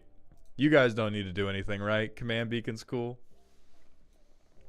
Put Blade of Selves in there for the 1-turn win. Exactly. Turn 1, kill myself. Classic Commander gameplay. Then we have Demo Tutor, so we could Demo Tutor Cabal Coffers. At this point, hard cast Phage and go find a new pod. Yeah, I think I am going to say spooky verging on scary rather than true scary. Because this does have to be, this is like a mono black control deck, but it can't even be all in on control because the win condition is really, really convoluted, which is kind of a tough spot to be in. You have a lot of really cute individual interactions. How do we get it into scary territory? I legitimately don't think you can make Phage the Untouchable a scary deck with Phage in the command zone. By asking nicely. Oh, here. So if you want to make this deck scary, just so we don't get porn, I'm going to say purchase. You're going to have to buy one of these, and anytime you play the deck, you're going to need to be like, oh, I'm casting my commander 1 second, and then you're going to have to duck under the desk, change into this, pop back up, stab them. You do that, scary. Now, the other way to do it is by getting a turbo game plan where you can mulligan aggressively. And what I mean by that is pre-game, you're going to need to stalk everybody at your LGS to learn everything you can about their life. And instead of any, you know, spooky cards like Dark Ritual, Phyrexian Arena, even Demonic Tutor, what you're going to have is pictures of their family on the card. And the rules text is going to be that person's daily schedule. And so you're going to need to mulligan aggressively, depending on what the turn order is, such that whoever's going right after you, you just play that and go, do you want to see him later? Concede. Do it now. What about Martha? Do you want to see Martha later? And that is how you get this deck scary. Otherwise, the higher power tiers of commander right now don't really have room for decks that have to jump through hoops to execute their own strategy. It does have room for decks that like have meta hurdles they need to overcome. But like power creep over the many decades this game has been around, there are so many things that are just good that if your deck has to jump through hoops just to do its own thing, you are almost always disqualified from being scary in general. I think this deck can probably sneak wins at a scary table, but you're mostly going to do that through mind control rather than through the deck list itself. Like, to get a win at a, really high power table, what you probably have to do is you have to like politic really well. Your timing has to be really good, and you probably have to get lucky. The types of removal and control you have probably need to line up really well with the angles that other people are going for. This deck is good at controlling the board against a creature deck. Like this, I personally am feeling warm and fuzzy about this deck, mainly because it tells the dinosaur decks to go fuck themselves. But like, you sit down against one combo deck and you have just given them the win. Like, you have a big glowing red target on the side of your head that says combo off here. And you don't really have any way to stop that unless their combo is really heavily utilizing the board and combat damage. And black doesn't have the tools to interact with the stack really effectively, which is why most of the meta mono black lists are, I smoke crack, I float 18 black mana, and I kill you with a combo turn, because they're like, well, if I can't stop you, I'm just going to be first. If I can't slow anyone else down, if I can't slow other combos down meaningfully, I'm just going to combo first and hope you don't have a counterspell. Run these fucking hands. But this deck is quite good at slowing down like mid-range creature piles, which is still spooky. I just think scary has to be, scary is like a you thing. Scary is like a, you are so tricky with how you run the deck that other people don't really get the opportunity, or that you're just playing around other people so well.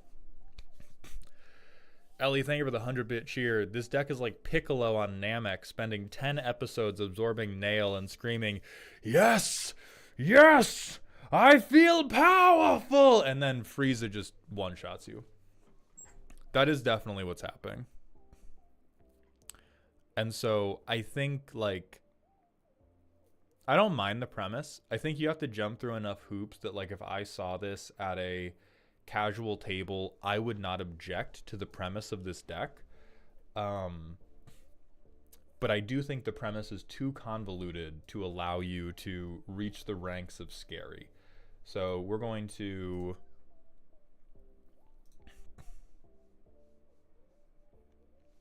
You can make it a turbo reanimator deck to do the like Vilis Razaketh and Hoarding Broodlord combo. Yeah, I think the thing is, anything that would make this deck scary changes the deck's identity away from the premise of being Fage has a knife, it smells like poop. Is it poop on that knife? Come here and look. Bah! We would get rid of that in order to make the deck more efficacious, and so I think that's on Tenebrae. I've had several people tell me that my deck is toxic because of the removal, and I'm like, my commander kills me. I mean, that's just childish.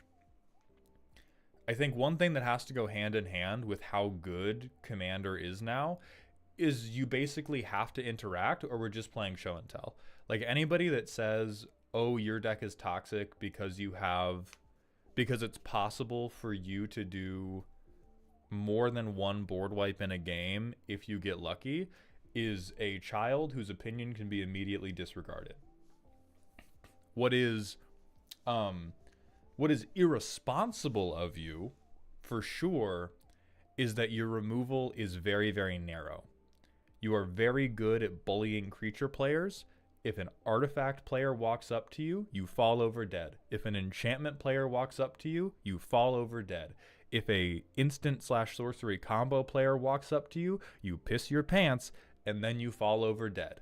And the dichotomy between those things, like how effective you are against one type of strategy and how ineffective you are against other types of strategies, that can feel frustrating from somebody who has built what they feel is a well-rounded deck. Suggestions for better removal: you gotta more colors. Get fucked. It's not even on you as a person, bro. Did you put Withering Torment in the list? My only suggestion for more reasonable removal in mono black: draw Withering Torment. That's what I'm saying. Draw this shit. Did you draw it? Recur it. You can't? Die. Die. Whoa. Stacks be upon ye. Like, it is and that's why I'm saying this is a quality of the premise you've built rather than you as a pilot or as a deck builder. Is mono black doesn't have the shit to do it. You could do you could do some colorless stuff. Meteor Golem helps. Cityscape Leveler helps. But these are so expensive that they probably just dog fuck your curve. They have Feed the Swarm in here too. Let Us Live, thank you for the Prime sub. Welcome to the dog home, my friend. I appreciate that generosity.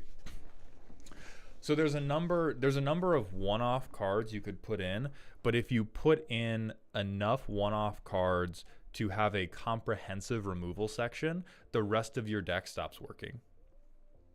You just you either become a stax deck and then you no longer have the speed to ever execute your Fage game plan.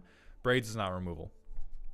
Braids might be a decent card draw engine. This deck does not have the things that it wants to sack. I don't think Navinriel's Disc is a decent idea because you also don't want to be wiping everything, because so many of our important setup pieces are artifacts and enchantments. Jay Dizzy, thank you for the tier 1 Twitch sub. Welcome to the dog home, my friend. I appreciate that generosity.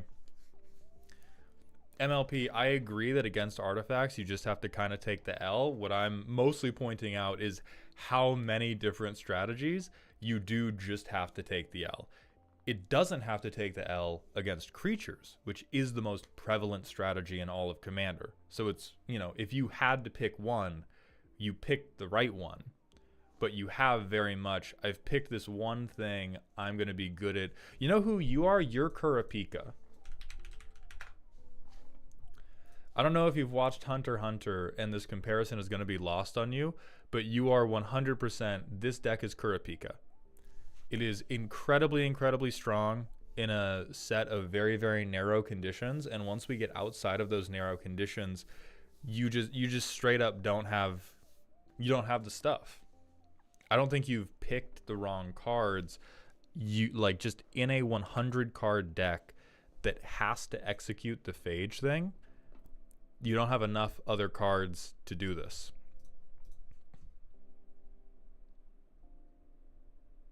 So let's put you on the alignment chart.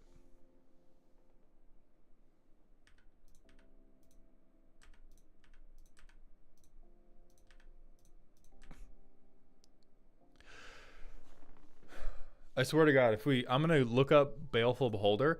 If we have continued to recommend 5+ mana things that are going to dog fuck our curve to deal with individual non-creature permanents, I'm going to crash out.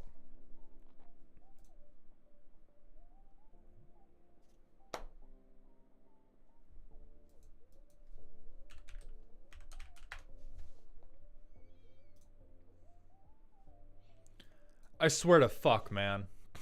I swear to fucking God. No, we're not going to fix the top-heavy Cirque du Soleil Phage deck by putting in more 6-mana things that are extremely situational. We're not going to. It's not going to happen. All that's going to happen is we're going to get stuck turn 1, and we're never going to cast any fucking spells. Okay? I understand the card. Yes. The card is a way for Mono Black to deal with a non-creature permanent. I accept that. I accept that. It does not change the overall premise that black does not have good, efficient ways of answering non-creature strategies. So yes, if you wanted to make this, if you wanted to make a scary Fage deck, Tenebrae, you would have to pick a different commander that was in multiple colors, and you would have to do secret commander Fage. And you would probably end up doing some type of like Grixis Reanimator control. And you would have a commander that was a card draw engine or a Reanimator engine, and it would let you, or it couldn't be a Reanimator engine, but maybe something that got stuff back to hand, because you do have to cast from hand. That's how you would do it, is you would pick something with more colors. And so I'm going to say this is Greedy Spiteful, kind of halfway between Greedy Spiteful and Greedy Mechanic, because you didn't, like, I think the deck itself you built mechanically. This is a spiteful premise. The premise of I'm going to make fucking Fage work as my commander. Hate is in your heart. I hope your life is better now that you're married and have a kid on the way. But hey, at least now if your kid's ever bad, you have a punishment pre-set up for them. Either play this deck against them or try to make them pilot this fuck-ass deck while you play an Is It Storm deck. Either way, they're going to cry. We should be talking about Sadistic Sacrament. We already have Cabal Coffers.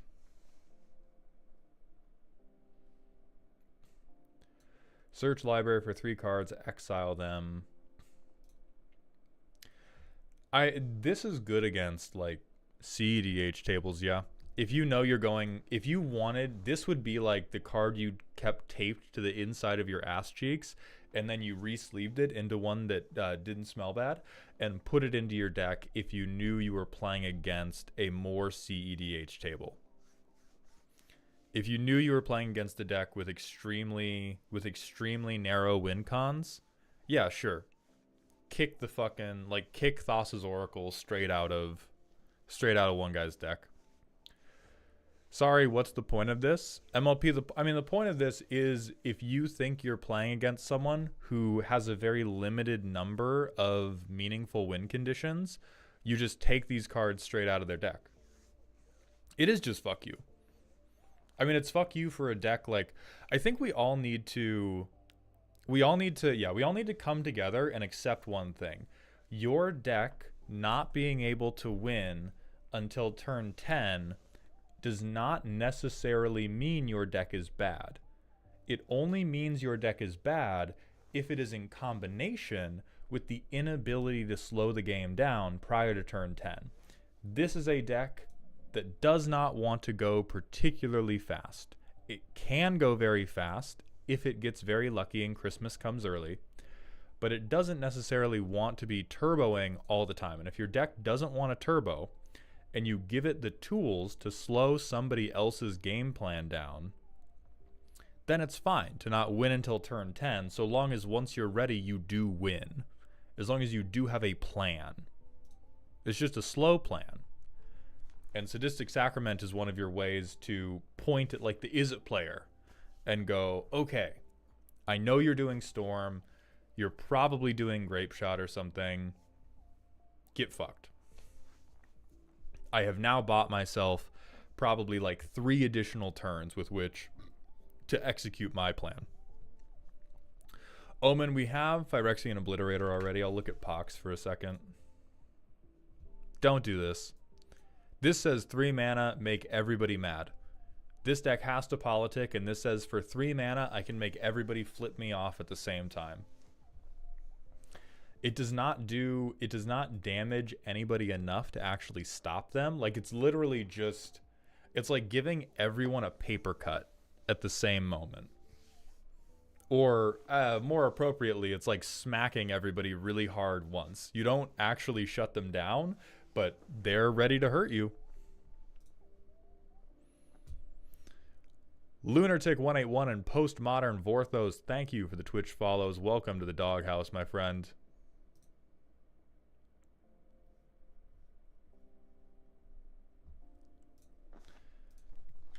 Can we run a sphere of resistance to slow things down?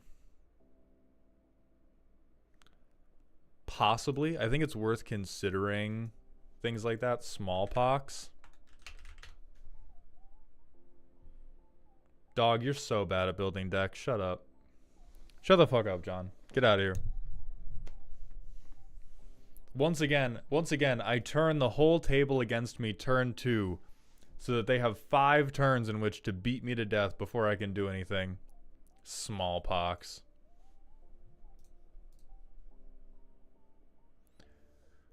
JSO SSBM, thank you for the Twitch follow. Welcome to the doghouse, my friend. Gut, I do think I know about Moxfield having a dark mode, but I keep accidentally logging myself out and forgetting my password. And so it never remembers that I want dark mode on. All right, so you are / greedy mix between mechanic and spiteful. I like what you're going for. I think it does function. Again, it functions very narrowly into the situation of someone else is playing creatures.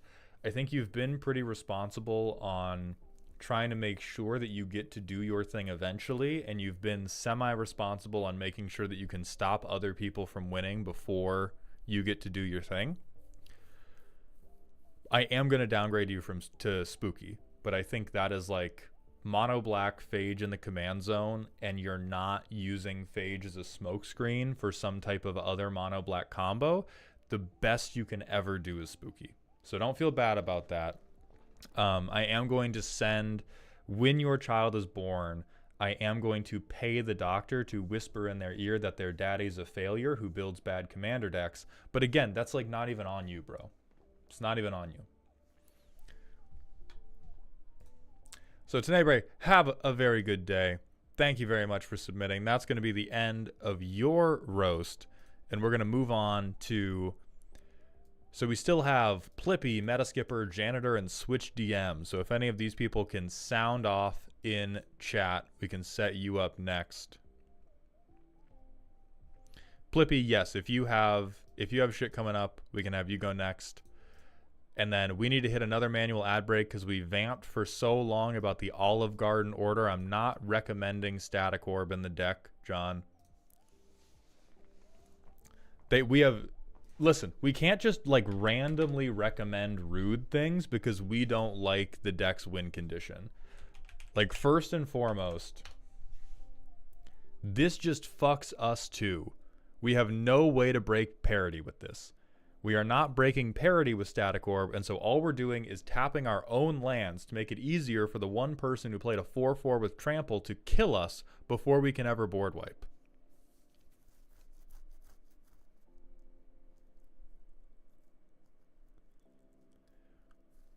All right, so we're going to do Plippy next, but we're going to hit a 3-minute ad break. Okay, so Janitor, you're here. I saw Meta Skipper. So the only other person is Switch DM is the last person we're looking for. I hope you enjoyed Tenebrae. Oh yeah, Relic, the question about us being commanders in the set, I would love it. I'm not positive what colors we would be. My child will return from Japan in 12 years and absolutely fucking body you with his Elder Bob Sponge Dragon deck. I await the day with bated breath and bated ankle weights to kick them in the sack with. Dungeon Masters Consortium, thank you for the 50-bit cheer. If the non-subs are gone, can we talk whole? Let's talk whole, everyone. 3-mana red card. Get all the lands out of your graveyard. Great niche counter to that one Muldrotha self-mill player. I do love that it's instant speed. I do love that it's at instant speed. Hello, Maul. I got hit with a Bojuka Bog mid-game while playing Winter Cynical Opportunist, and let me tell you, I was seething inside. Kuma, I am so sorry. I am so sorry, bestie. I also desperately have to piss. So nobody sell any of my stuff. You guys have a bad habit of auctioning off my belongings. None of you are allowed any of my belongings while I use the restroom. Not who's watching.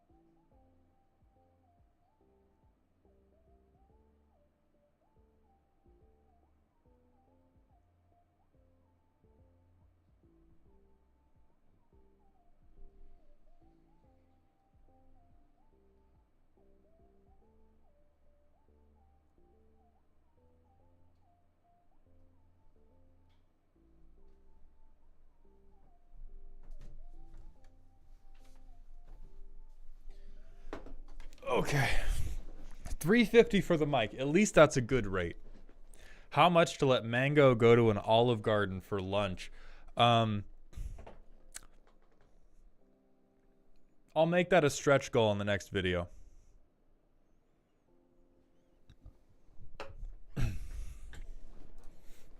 I'll make that a stretch goal in the next video. I'm just looking to borrow the chair. How much? $10 an hour? 15 an hour if you want me to talk nasty while you do it. And that's, by the way, I'm just going to be mean about your posture. I'm not sure if you thought that was going to be like not safe for work. I'm literally just going to bully you about your posture. When are you going to start giving Mango squares of toilet paper? That's another good stretch goal. Datzaf, thank you for the Twitch follow. Welcome to the doghouse, my friend. We had someone else ask, let us live, what is your take when it comes to saying hi at a con? My take is always come say hello. That's what the fuck I am there for. I am always happy to talk to a fan or really like just talk to people. There may be times where if I'm like tired or physically overwhelmed, I might seem off. I promise I'm never mad at you. The only, I think the only people I've ever had like negative in-person interactions with are other people who come up and introduce themselves to me as content creators who want my help with something special and then demand that I do free work for them or shout them out, which has happened a shocking number of times. True, like the number of people who are like, yeah, I'm all, which is again very different from like people who ask for like advice or just want to talk about content creation, which is also fine. This is very specifically and very narrowly the people who were like, hey, can we collab? And even those I entertain. I'm like, yeah, hey, what's your idea? And they go like, oh, I don't have one. Can I do the next Commander roast with you? And I say, no, these things don't really, those things don't, I don't really want to do those with other people. And then some of them will get like, no, Relic, absolutely not. Yours is the example of something I'm genuinely excited to work with someone else who's just getting into their stuff, and I very much want to give feedback on it. But yeah, like saying hi to people talking about Commander is great. The only thing I will preface is like sometimes I'm like on the move to a different thing I am promised to be at, and after we like say hi, hug if you're open to it, take a photograph, sign something, or just like talk about a Commander for a minute, sometimes I will have to be like, I gotta get going, nice to meet you, bye. Like sometimes I can't, there's a lot of times where I won't have time to like hang out and continue just like making small talk for as long as we would like to, but I'm always happy to say hello. I am always happy to take a photo. I am always happy to sign something. The only caveats to that are if like I have a paid gig that I have to get to, or more likely I'm helping my girlfriend get to one of their paid gigs and I'm like, I will circle back on this. I can't do this right this second, but I'm never like tight about it. It is one of my favorite things in the world is to interact with people that I have managed to give some level of joy to.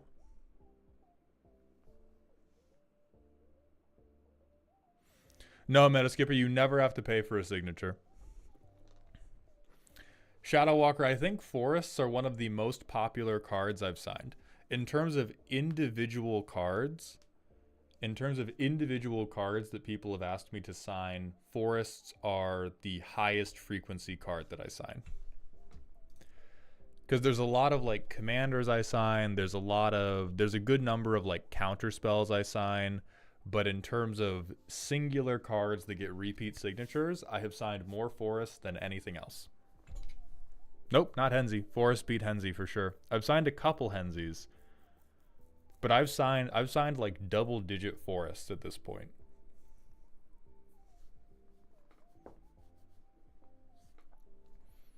Hello, John. Thank you for coming by the stream, my friend. How many Niv Mizzets and Henzis do you sign? I don't actually sign that many Niv Mizzets. Henzis, I think I've signed like more than 5, less than 10. The collab you did with the map people was cool. The Magda playmat looks solid. Who are the map people? My brain is Swiss cheese, my friend.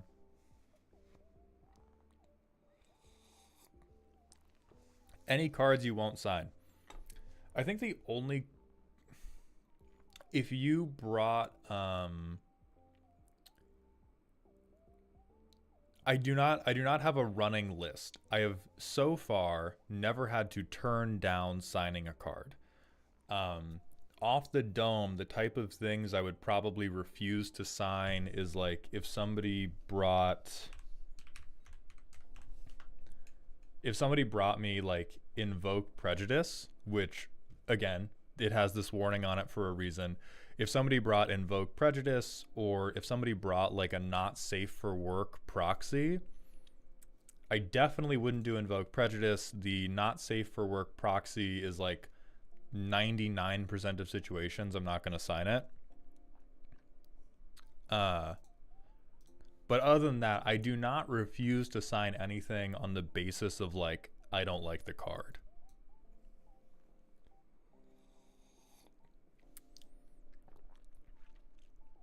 Derbrand, I do kind of agree this could be a like stax mechanic that could be useful if they reprinted it in a way that did not literally invoke Prejudice. But I feel like they're probably just going to steer clear of it for the rest of history. Rona Serena, love Commander Draft, but do not really get the opportunity to do it ever. We got to get to Plippy as well. We got to get to Plippy because I know they have things to do. If the not safe for work card could get it, would that make you more inclined to sign said card? I mean, most not safe for work arts can get it, John, is one thing. Like most of the arts that aren't safe for work like are attractive in some manner. It's more of like,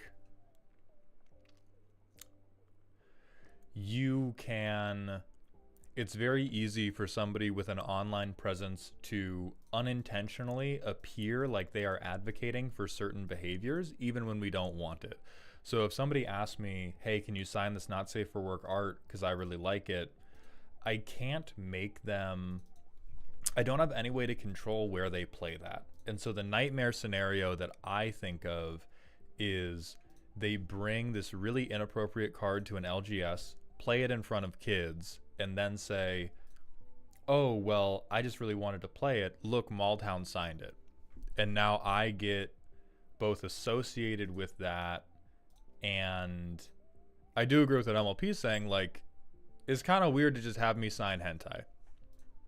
If it's just like an art that is, you know, there's a spectrum of horny art. If you've done a proxy art that just kind of like, oh, they're a little bit curvier, I'm not going to crash out about that. But again, if you pass me fucking hentai, I'm not going to sign that.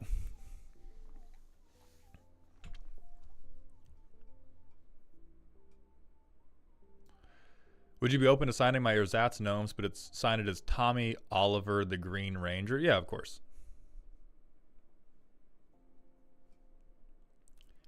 Weird question, but have you ever signed something and seen it on a resale/auction website? I've never seen that, but I don't check auction websites. But no, I've never seen it. As far as I know, my signature has no resale value because I don't charge for it in the first place, and so it's very easy. Yeah, Alec, man.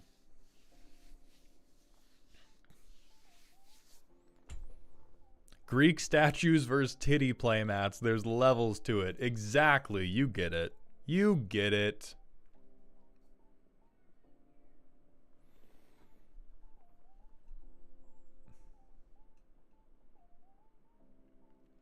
Would you sign Pregnant Sonic? I'd probably. Again, definitely depends on the exact depiction, but if it's like Sonic with a baby bump, I'm probably going to go and sign it. Me personally.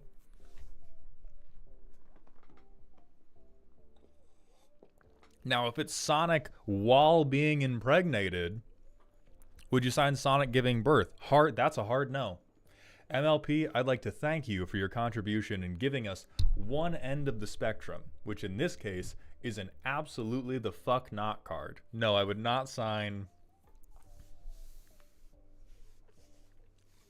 So just 10, the deck roasts we do on stream here are paid roasts. If anybody wants free deck help from knowledgeable people, my Discord is free to enter. You can pull that up by doing !Discord in the Twitch chat, and we have a free toxic deck help section that will help you build your commander deck. Costs no money. I cannot guarantee how quickly you will get said help because, again, I do not control that. You are sort of beholden to the rest of the community members. Wasn't the Discord a paid reward? There are 2 channels in the Discord that are just for patrons to get in touch with me, and we mostly talk about when their roast is coming up, or when there is another Patreon reward that is like we play League of Legends together. So there's 2 channels in the Discord that are just for patrons and are hidden from free members, but the Discord itself is free to enter, and 95% of the content in the Discord is free to look at and engage with. We are knowledgeable and nice except for Arya, although Arya is doing their best to be nicer about it, and I appreciate it. Arya has gotten a lot better about communicating the specific changes. And they weren't even like, I don't think they were mean about it, but Arya would just like, you would ask Arya for deck advice, and he would just like copy paste in a new deck list for you, which was so fucking funny. And you would just be like, oh, but I like these cards. And Arya would be like, yeah, but they're bad. You like bad things. Let's get to Plippy. I'm fucking up.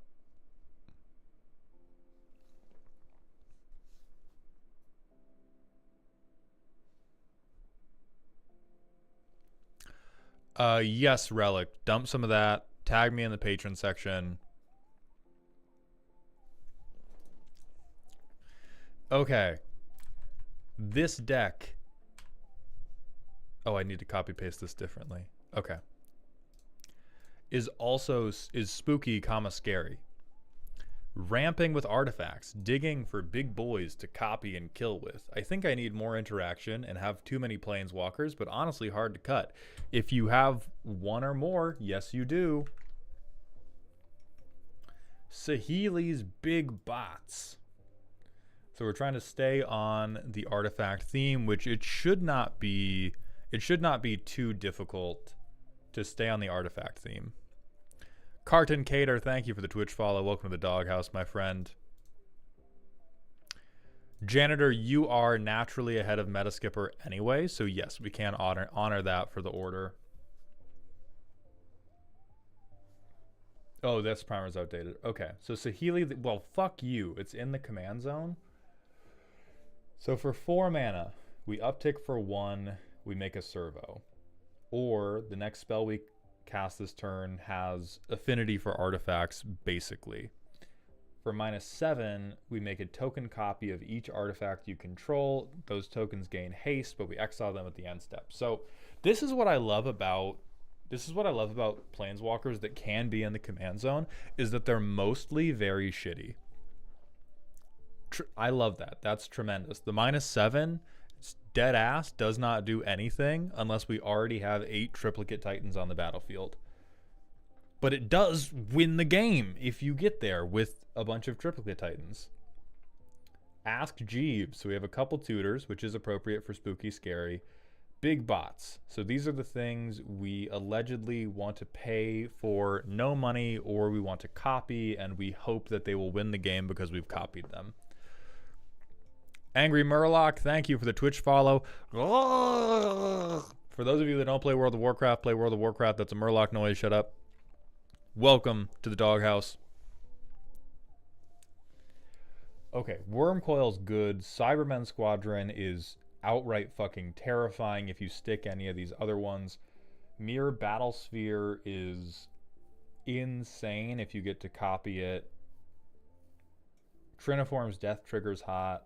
Triplicate Titan is, we already referenced that. Ancient Stone Idol.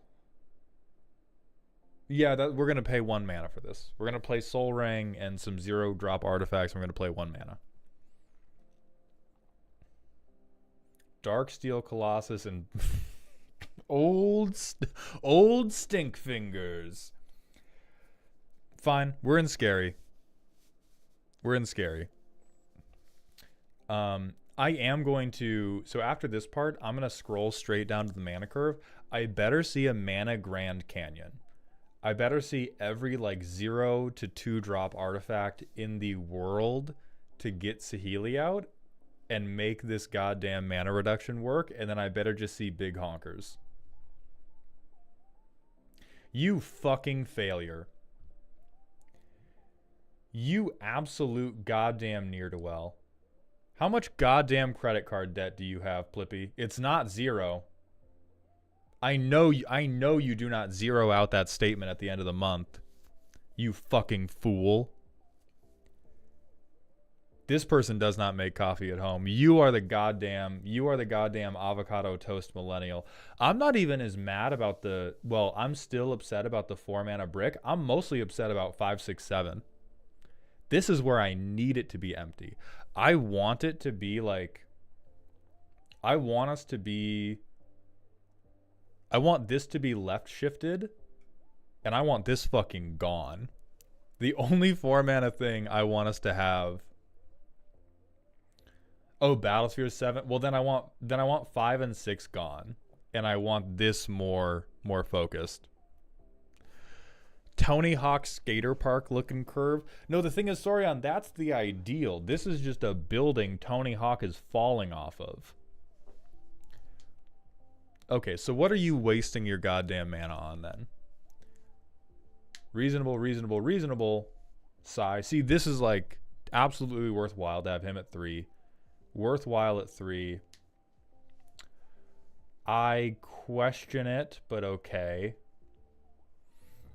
The reason I question this is I don't think you should be playing your commander, period, unless upticking them already makes one of these creatures cost 0. And so ramping is not actually all that great for you. Because like your whole game plan is just vomit a ton of artifacts, uptick once, cast for 2 mana. And if you can't, it's like, oh, but then Vandal Blast could blow me out. Vandal Blast is already removing your toes surgically. Joyra, and again, like Joyra, good card, very much wasted with the mana Golden Gate Bridge we have here.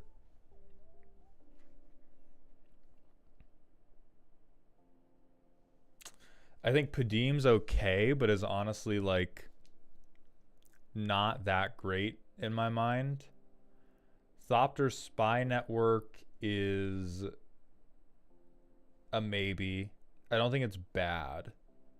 I just think it may be like we have too many things that are all moderately good and not enough things that are actually like, this is not a scary card. These 2 cards here, this is not scary behavior. This is for sure spooky behavior. Thoughtcast is fine. It'll be 1 blue. Who cares? Retrofitter Foundry. I'm not even going to read that. I just know that it's got a PhD thesis on it and says artifact, so I'm scared of it.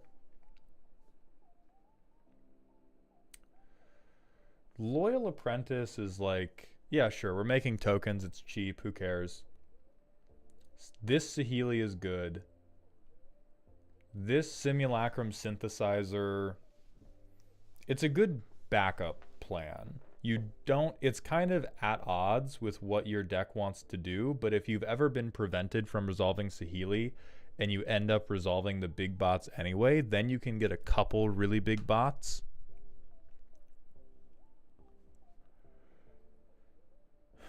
Sharding Sphinx. How much does it cost to shard? This is, I think, some win more bullshit. I think 6 mana to have one of my big bots make one additional 1/1.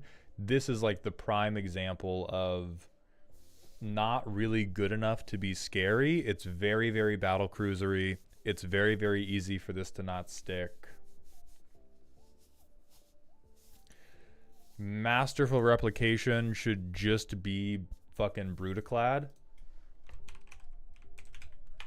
Your command zone win condition is Brutaclad, which is I'm gonna make a token each turn and then copy everything else. You have sorcery Brutaclad in here. Oh, he's in here too. Then this should be a fucking land, brother. Is Thought Monitor in here? Almost certainly not, because that would be a good card.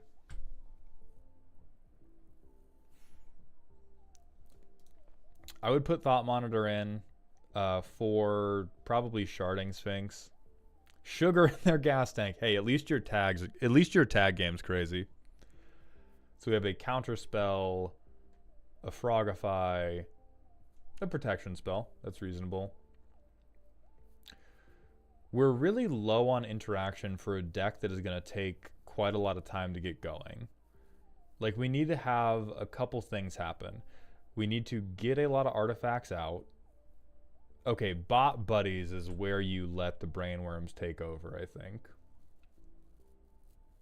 Master of Ethereum's crazy. Your big bots are big enough that they don't give a fuck about +1/+1, and you do not have enough artifacts that you can get into play quickly for this asterisk to matter. This is like, I'm spending a setup turn to get a 5/5 in the middle of the game when the dinosaur player has already killed me thrice over.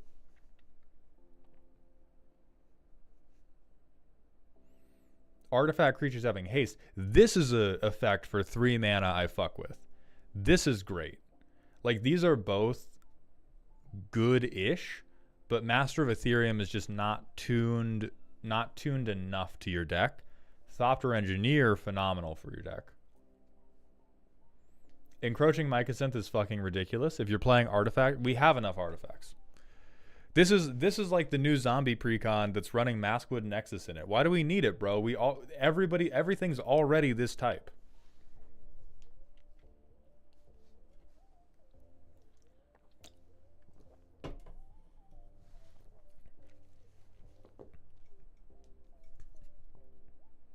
I'm very unconvinced by Vedalken Humiliator.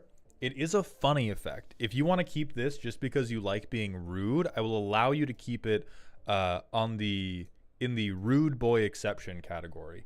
But for a meaningful effect, if you're attacking and you need to turn stuff into 1/1, unless you play with people that have Death Touch, your good creatures are already winning. And before you have your good creatures, you don't want to be swinging that heavy anyway.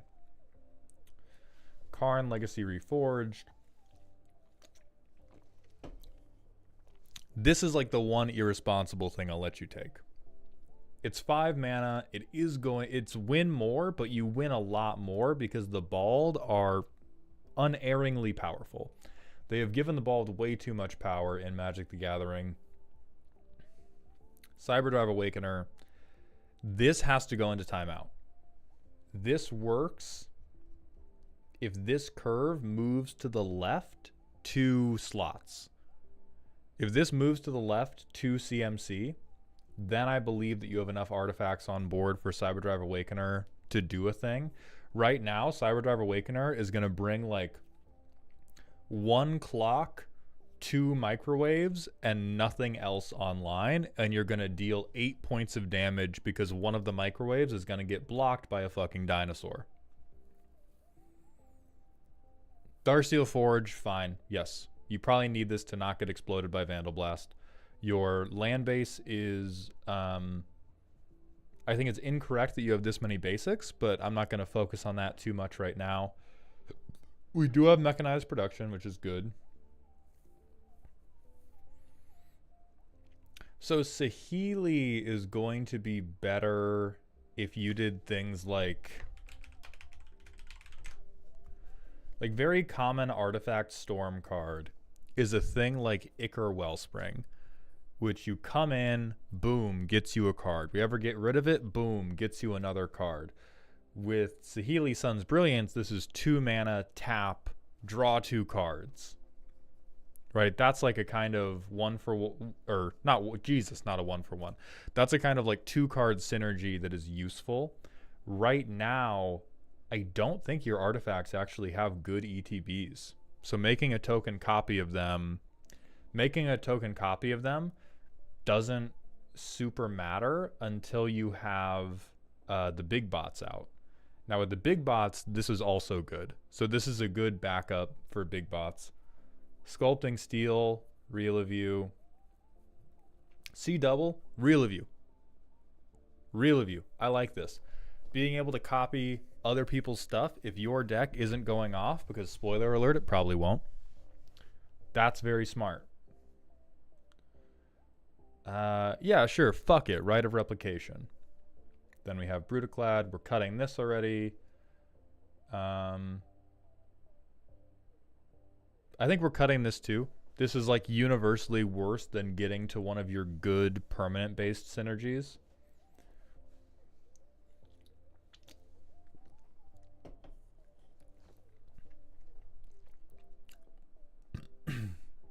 So walk me through this shit here, just real fast. We're saying sometimes the 11/11 Trample, Infect, Indestructible can't get us there. So instead, what I need is a 4-mana 4/4. Talk to me. Talk to me about that. Talk to me about the sequence of events that leads you to believe that in a world where I'm not able to cast my spells, it's funny to hit someone with a Planeswalker for commander damage. Dog, just watch a Netflix comedy special. What are we... Is it funny because it doesn't work? You can simply pour sugar in your own gas tank. You have to hit somebody so many fucking times for this to happen? Has this ever happened? Have you ever successfully done this?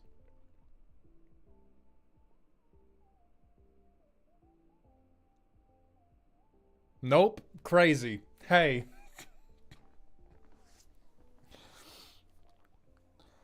So this is you sitting around with your friends going, we should make a podcast. It would be so funny if we would be so funny if we made a podcast, is what Luxior is. There are some Planeswalker decks where that can work, but for the most part, Sahili is too weak and does not gain loyalty quickly enough, and you have 0 proliferate. So this is the type of thing where you could build a Planeswalker deck where the Planeswalkers wanted to beat everybody to death, but this isn't the deck that has the support to do it. So let's go to the playtest and prove me right about all of these things. Hold up. Let me get the Vine Boom ready.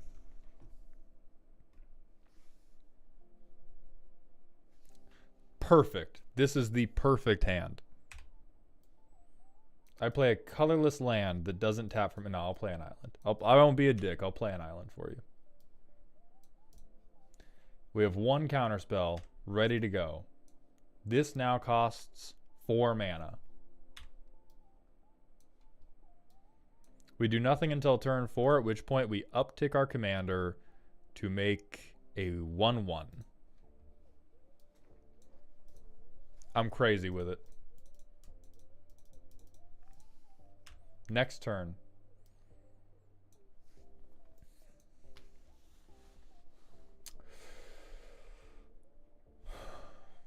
Fucking woof. So turn 5, we can't forge because we can only make it cost 7. Thoughtcast costs 3. So I'll Thoughtcast for 3. Okay. fabricate. We can down tick to make this cost 1 mana. For 1 blue, we can now tutor on turn 5. I'm getting Stink Hands Kyle.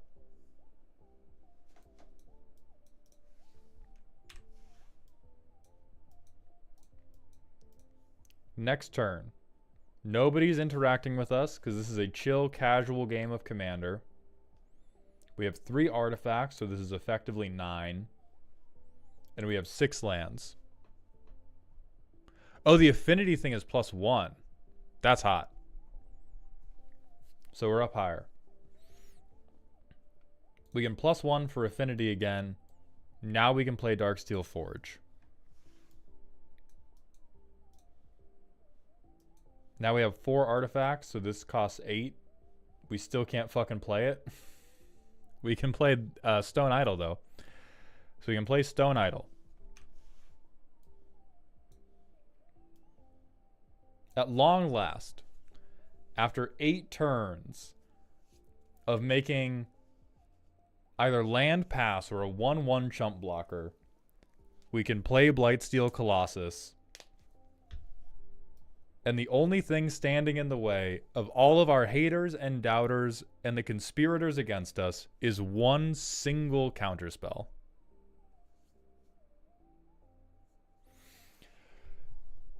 Let's see if we can do any better on the next pass.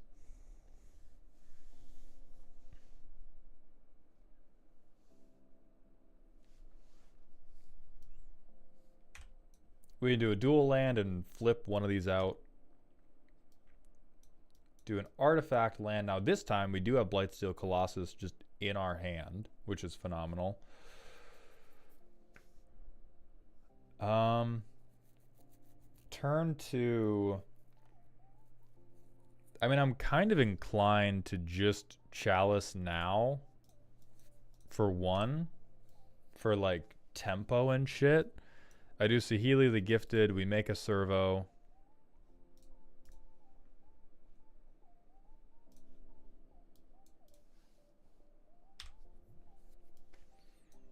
Okay, we're officially out of lands now. Dempsey, thank you for the Twitch follow. Welcome to the doghouse, my friend.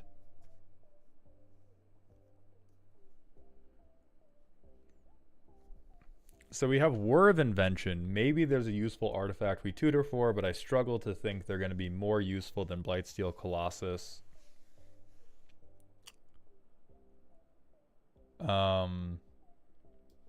Other Saheeli, and we try to split the aggro. Next turn. And we have 1 removal spell and it's Chaos Warp. We can maybe copy a problematic creature. We uptick to make another servo. We're up to 3 artifacts and we have 7 mana to spend. We could whir, but I don't think we get anything meaningful.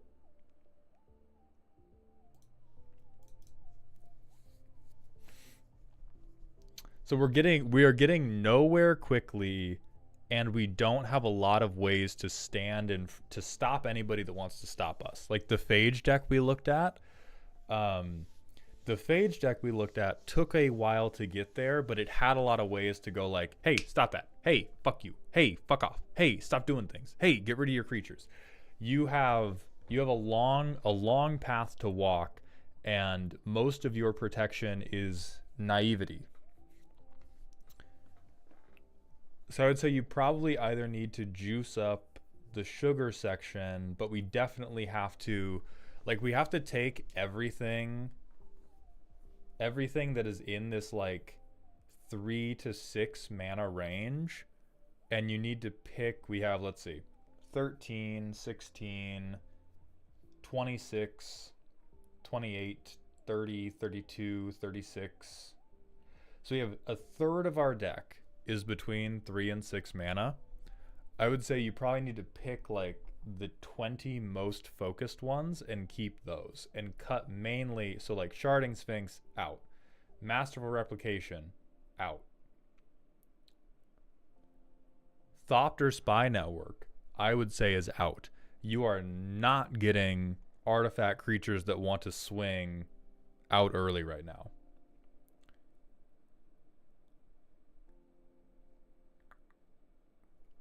Mad Max, thank you very much for the Prime sub, my friend. Welcome to the dog home. I appreciate that generosity.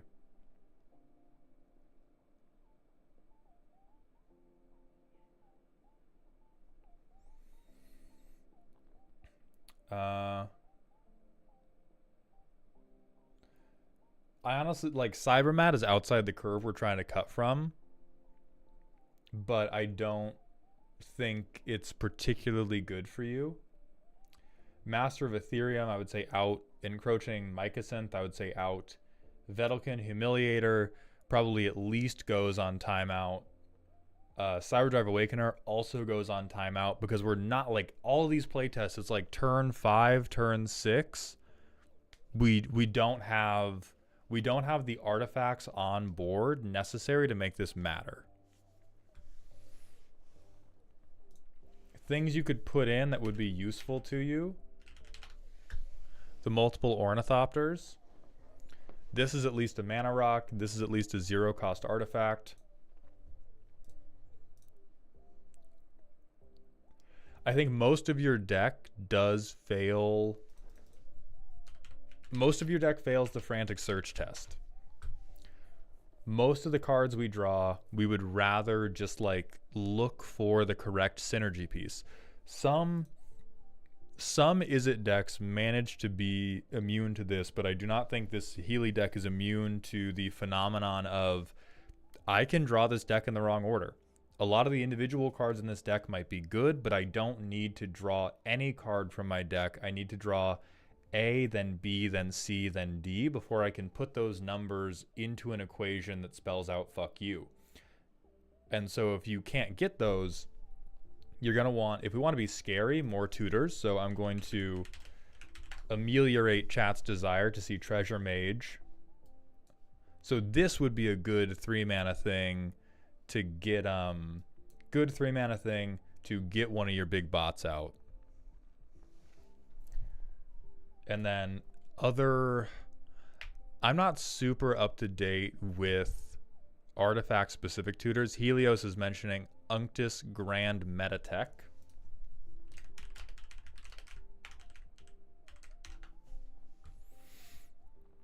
Other blue creatures can, when they tap, draw, discard. I don't think this will work because I think right now we're too low on creatures. This card could belong in one of the infinite fractal universes of the deck. We could be a deck that cares about Unctus. This deck, as it stands, we are not getting creatures on board. Certainly not fast enough to be tapping them a ton. Now, I do like your big bot selection. This is the one thing where I'm going to be like, okay, you don't need to cut anything. I am going to agree with chat when they say Portal to Phyrexia could be a really good artifact to put down. This is something where it will slow other people down, and if you haven't gotten to your good creatures yet, guess what? It doesn't matter. Pantlaza is for the streets. They're for the team. They're for everybody. Everybody gets Gishath.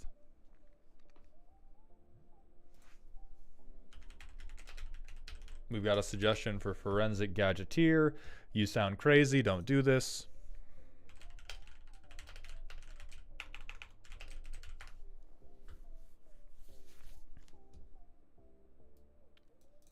Yeah. Emery is a very, like, Emery's a very, pumpkin spice latte artifact card, but it is there for a reason because Emery's good in basically every artifact list. Okay, you already had it. Good.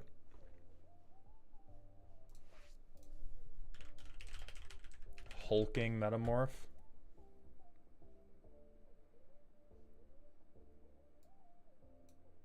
No, I don't think any of our payoffs are good enough. Like right now we don't need to fix the top end. We need to fix the bottom end to make us get to the top end. The problem with the deck as it stands is it has a grand master plan and a 10-year plot to achieve it. But Commander games don't take 10 years, hopefully.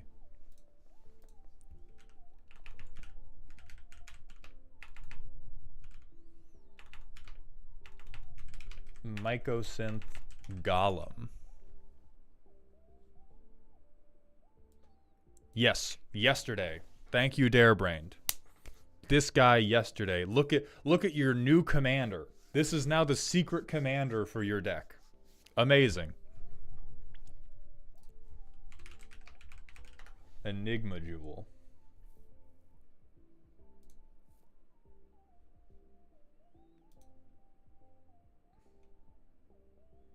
You gotta stop. You gotta stop. No, Harvahall. No, no, no. We're not activating many abilities. We want to be casting a lot of things. Brother never heard of Correspondence Commander. Right. The 10-year commander format that they played throughout World War II. My fault. Gemmet, thank you for the Twitch follow. Welcome to the doghouse, my friend.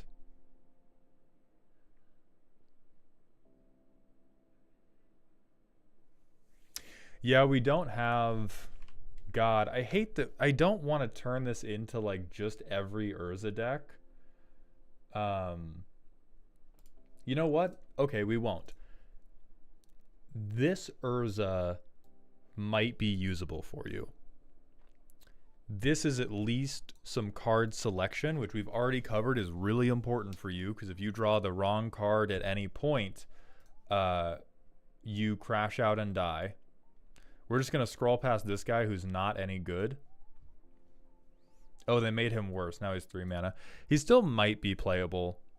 But at 3 mana, he is significantly less useful than using him as a setup piece on turn 2. Thickboy OG, thank you for the Twitch follow. Welcome to the doghouse, my friend. I would consider this. But what you do need is you need low mana ways to get more cards. You need low mana ways to either be tutoring for your important things or to even just be like cycling through your deck. Moonstalker, we unfortunately have that Planeswalker already.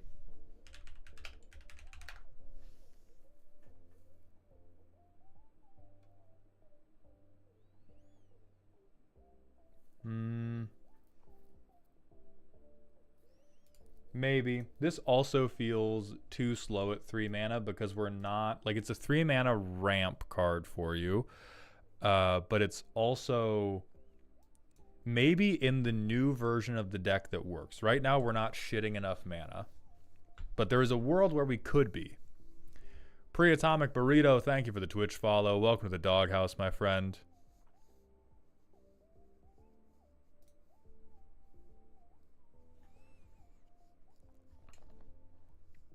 I would at least try an iteration of the deck with something like Thrawn Spider.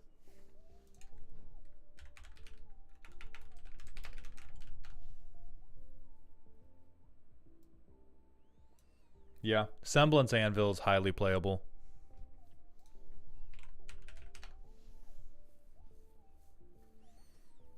I think it's like card greedy, but getting everything down low is very important in the world where we ever resolve something like Joyra. I don't think we have enough card advantage to make Semblance good. I mean, even if we're not making... I don't think we have enough card advantage to make Semblance cranked, but I think even if it's not cranked, this being Blightsteel Colossus costs 3 mana less. That's fine. And speaking of card advantage, we're going to put in Vedalken Archmage. You're going to put this motherfucker in your deck. And you're going to continue drawing cards when you cast artifacts. Is tossing in a mirror too good, or would it be too low power? It's probably good.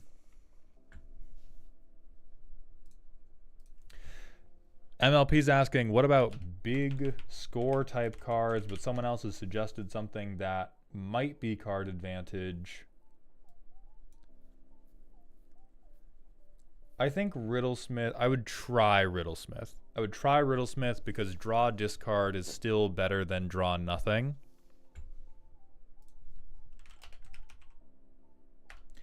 Big score, my worry with this is like, it is good, right? It makes us 2 artifacts. We can make treasures, which is like pseudo short-term ramp. It's a loan. But it's 4 mana to be card neutral. And at 4 mana, most of the things we want to play in this deck are engines that are going to keep us card positive. So for me, this is legitimately a maybe, because what we don't want to do is we do not want to be like, okay, the deck's bad because it's unreliable and overcosted, and then slam in a bunch of other like 4 mana mediocre things.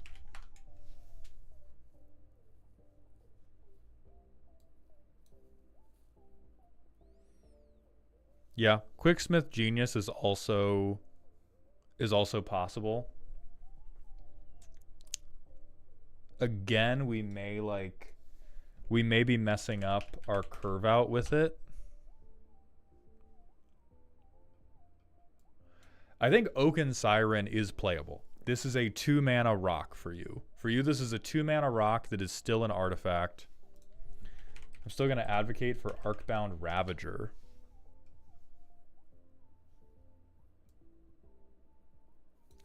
I don't know. I don't think we have enough. I don't think we need sack outlets. But you said no to the 1 mana rock. That's because the 1 mana rock, we can't actually use the mana. 1 mana rock, we're not activating abilities very much. This is just 1 mana artifact because is artifact.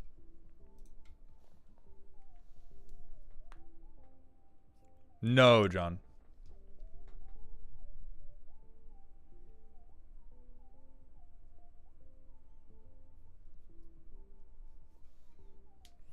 I don't think we need Ingenious Artillerist. That's going to go, like, we're trying to do a pretty short storm, switching over into, hey, look, I have a transformer.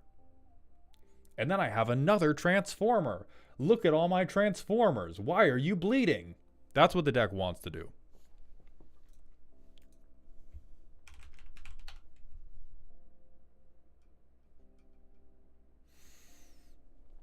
This is okay for, this is okay for ramp. I think most of the time we would rather play an artifact that ramps or play an artifact creature that does it.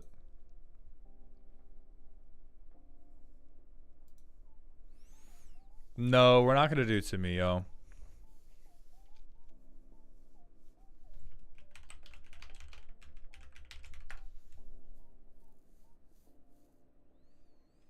Archway of Innovation would be a good land for you. Another way to give everything improvise.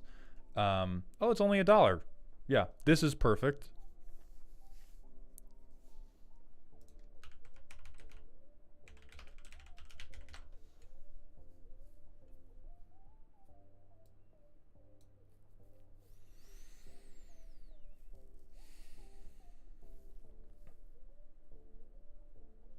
Yeah, I mean, I think this is good board wipe insurance. Oh, you know what? 1 mana artifact, sure. This is ramp now. 1 mana artifact and then upside stapled to it. Who cares? A literal onion. Thank you for the Twitch follow. Welcome to the doghouse, my friend. Okay, we do have to cut us off there. This is for sure greedy. I'm going to say greedy soap opera. Because you didn't go for like the same thing every artifact player goes for. You did, in fact, go for something worse. You went for something worse and less efficacious. Jessica's Will is possible in every Izzet deck. I'm not going to recommend it here because I think we can function without it. But if you do just want more staples for the sake of staples, Jessica's Will is good. All right. Next, we have... That's the wrong sheet. So Janitor and Meta Skipper. If you are still here, Janitor, I believe we're having you go next because you have to get going soon as well. We're going to hit another ad break to keep the pre-roll demons away. Plippy, thank you very much for submitting. I hope this was helpful and at least a little bit enjoyable. Non-patrons or non-subs be banished. Subs, we're going to talk whole now. And by hole, I mean the small opening that I'm going to sip kombucha from. Calyx13, thank you for the Prime sub. Welcome to the dog home, my friend. I appreciate that generosity and those Bezos bucks more than you know. Sliding in. Okay, so anyway, where's the... So for talking hole, there's... Let's talk about ideas for Total Drama Tuesdays, because these are going to be our Tuesday, like, MTG just chatting news react streams. So the first thing is somebody last week brought up, like, Reddit post with the top 50 cards for each color in Brawl, so we can judge the arena players based on what they're doing in Brawl. I think other ideas are things like color combo, tier list. We could do like top X, EDH rec, tier list. We could mix this up a million different ways. We could be like, you know, top Golgari, top insert theme, top bottoms, top switches, you know, all that type of stuff. Helios, I'm doing very good today. How are you doing, my friend? Judge, EDH rec, commander of the day. We could just fucking scroll.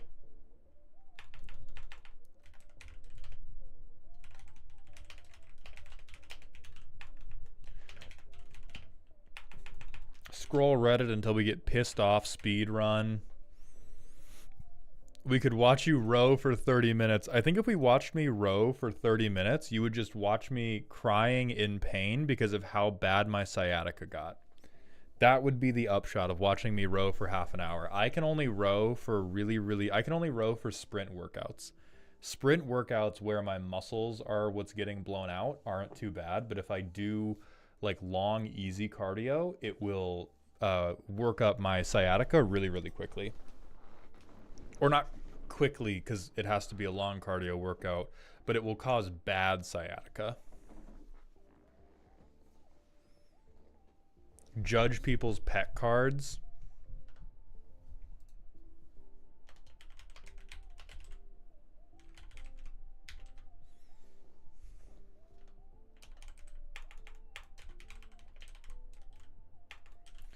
We could do like speed deck building as well.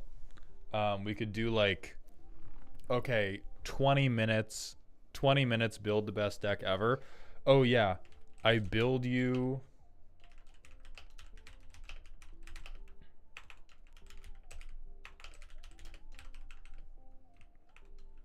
an Olive Garden order for $500.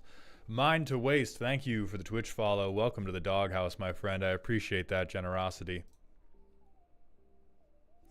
Live react to MTG fanfiction. So Fluffles, I do think we need the stream. We need the stream to be monetizable and not get me banned, which is going to be tough to make work with the average Magic the Gathering fanfic. What are my own pet cards? I'm not actually like...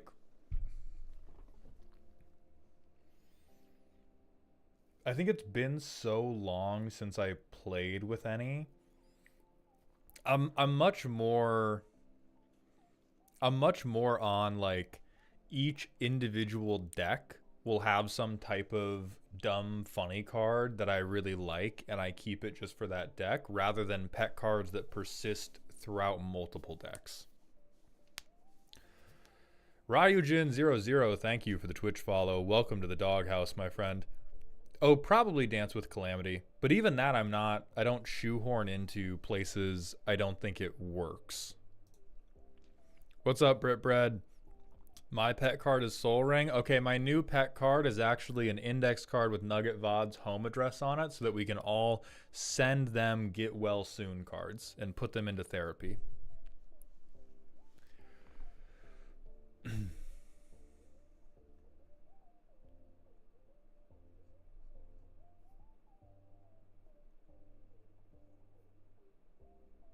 Show off Z's collection. Oh, that's good. Missed the new stream description. So the new stream is just going to be on Tuesdays. We're going to go back to doing, like, the last couple weeks, what's been happening is we do Sundays and Wednesdays we roast decks. Mondays and Tuesdays we've been doing League of Legends. We're going to still be doing League of Legends, but I have a thing that is coming that I think is going to up the energy of the League streams and be very enjoyable. It probably won't happen tomorrow, but will be here next Monday. And then now Tuesdays, we're going to be doing Total Drama Tuesdays. And that's going to be more of like a just chatting, but about Magic. So rather than deck roast specifically, we're going to make fun of the internet at large. Not a chicken suit, but it is an outfit. Oh, thank you, Ryujin. I appreciate that.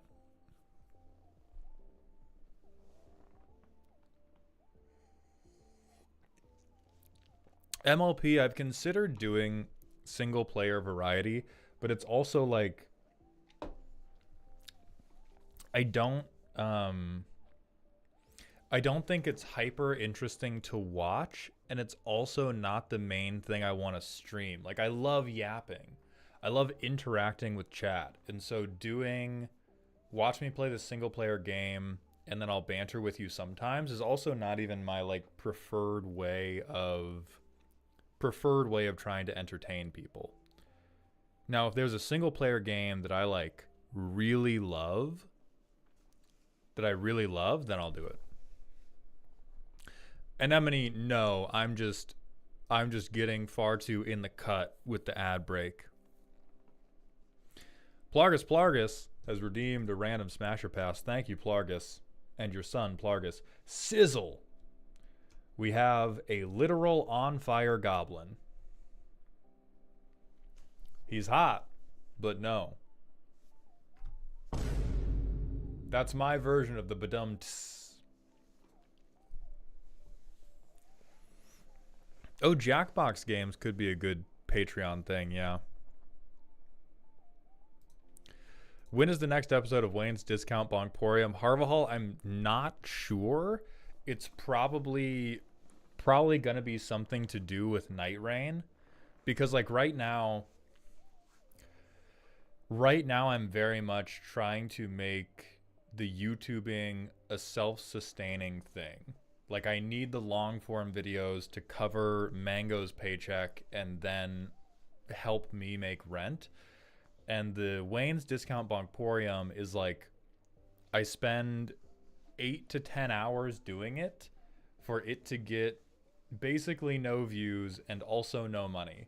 So it's a thing that I have more time for when other things are financially going super duper well, and things are on the way to going well, but are not all the way there yet. And so it keeps getting like pushed down the path because I keep finding other things.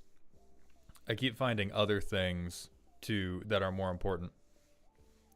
Okay, yeah, so shockingly to some of you, based on the bits that we do at the beginning of the YouTube videos, yes, Mango gets paid, and I believe currently Mango makes significantly more for my YouTube channel than I do because of Mango getting paid. Like, I think like 20% of the deck roasting videos have ever broken even. So yes, they are getting paid. Now, a big reason they don't make more money is that I currently don't have anybody buying. Like, I've not been able to sell ad space with regularity.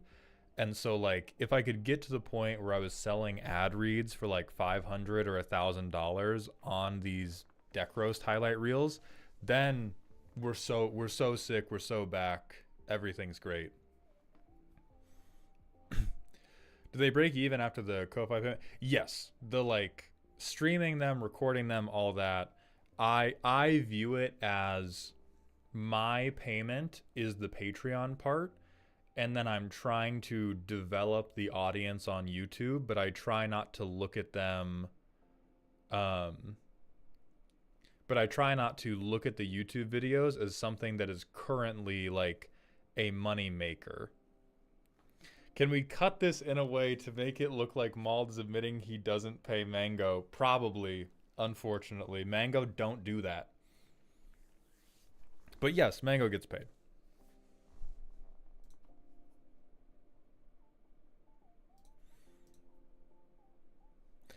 Does the Google form rewrite if I try to edit it and resubmit it, by the way? Janitor, I have no idea. I would just say if you need to edit anything, email me at maldhound@gmail.com. Rather than trying to like re-edit the form, just because I don't know very much about Google Forms. I mean, the thing is, so there I was, a really common setup on YouTube is that people edit for like a cut of ad revenue. I'm not gonna make a whole slide about it because it's so common, but a really common setup is like, nah, fuck it, I'm going to.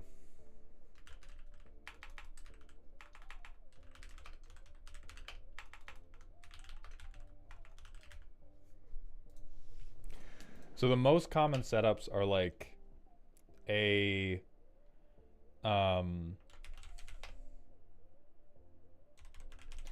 highly devoted fan edits for free. I do know of people that have this type of setup where they have a fan who is like either independently wealthy or just like particularly good at editing and can do it fast in their free time, and they like the content so much that it's something they want to do in their free time. The next most common thing after that is editor percent revenue split. And so this is a like, you normally sell this to people as, oh, you can grow with the channel. I think like the biggest, I've not even confirmed this with him personally, so I am not going to quote this as fact, but I have like heard rumor that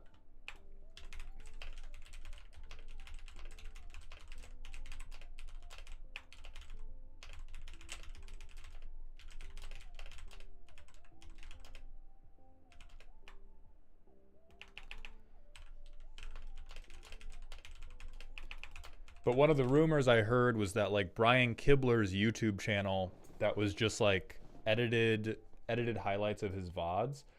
I had heard that his editor got like 50% or more of the YouTube revenue because Brian's hands were like totally out of it. So he was like, you take my stream VODs, do whatever you want to do. You can take half of the AdSense revenue off the top. But again, that is like something I heard in passing, not from him himself, and I never confirmed it. So I have no idea if that's actually the truth. But deals like this can actually be like,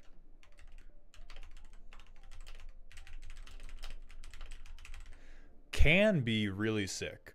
Because if you are an editor who's like, I think I've hooked up with a creator who's really going somewhere and is going to make a lot of money, this can make both people involved a shitload of money.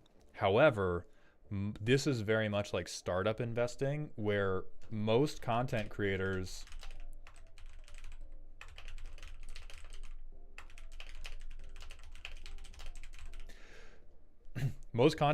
are either going to make zero money their entire career or make very little money throughout their career, and so it's definitely a gamble. And then there's the one I'm doing, which is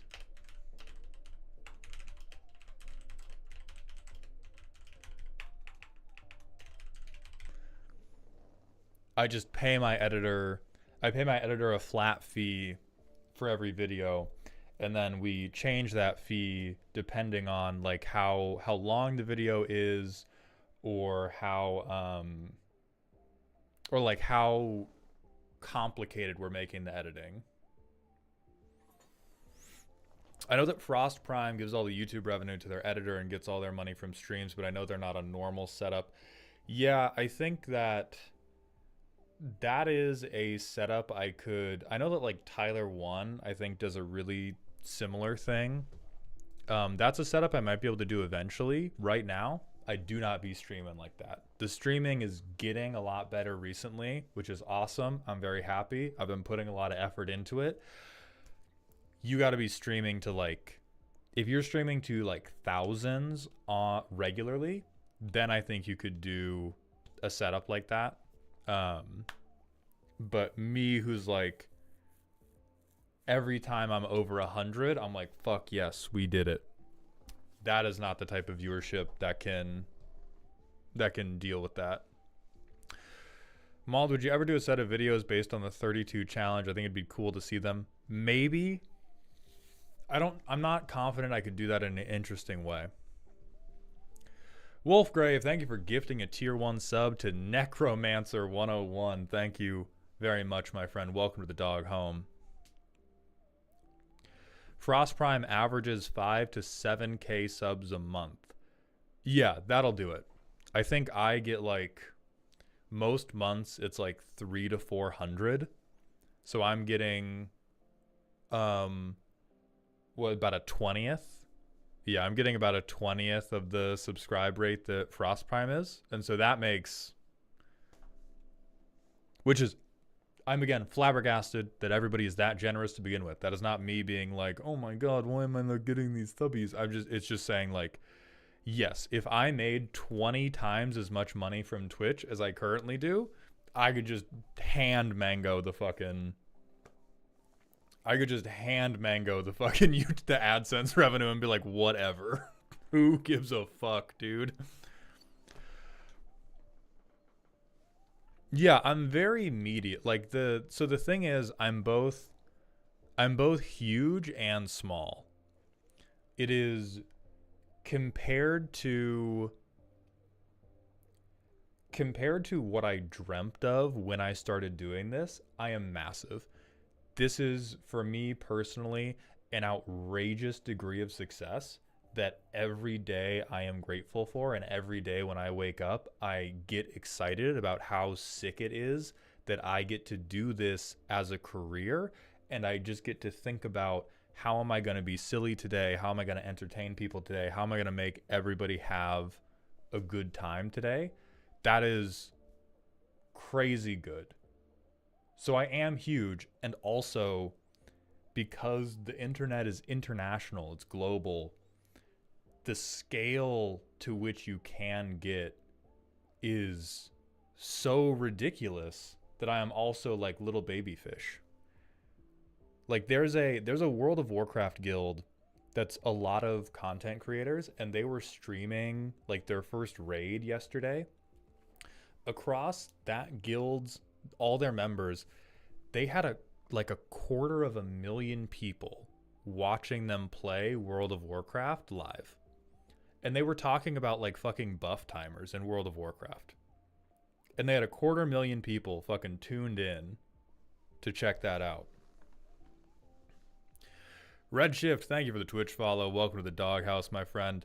And Sorion, thank you for gifting a sub as well. Welcome to Dog Heaven. What happened to Mauled the Video essayist?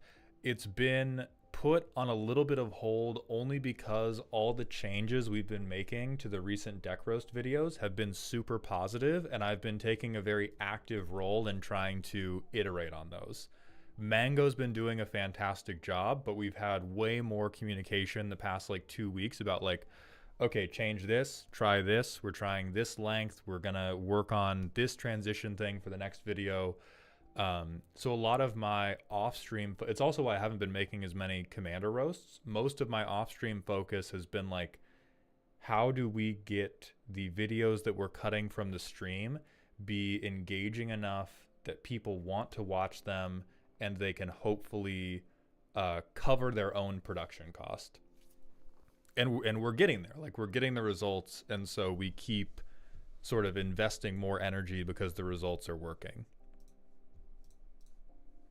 Zahir, thank you for the Prime sub, my friend. Welcome to the dog home. I appreciate those Bezos bucks. So anyway, I'm both like, oh my god, Beefcake, thank you for the 10 gifted subs. Welcome back to Dog Heaven, my friend. Beefcake, by the way, over 300 gifted subs in this channel. Massive, massive supporter. Thank you so much, my friend. Pika Puff, for sure we do. I pay the most attention, I think, to any comments, negative or otherwise, on the deck roast videos. Could you not be able to spend a long working session and spin up like 10 to 20 commander roasts? I probably could, but I'd stop getting funny after like 5.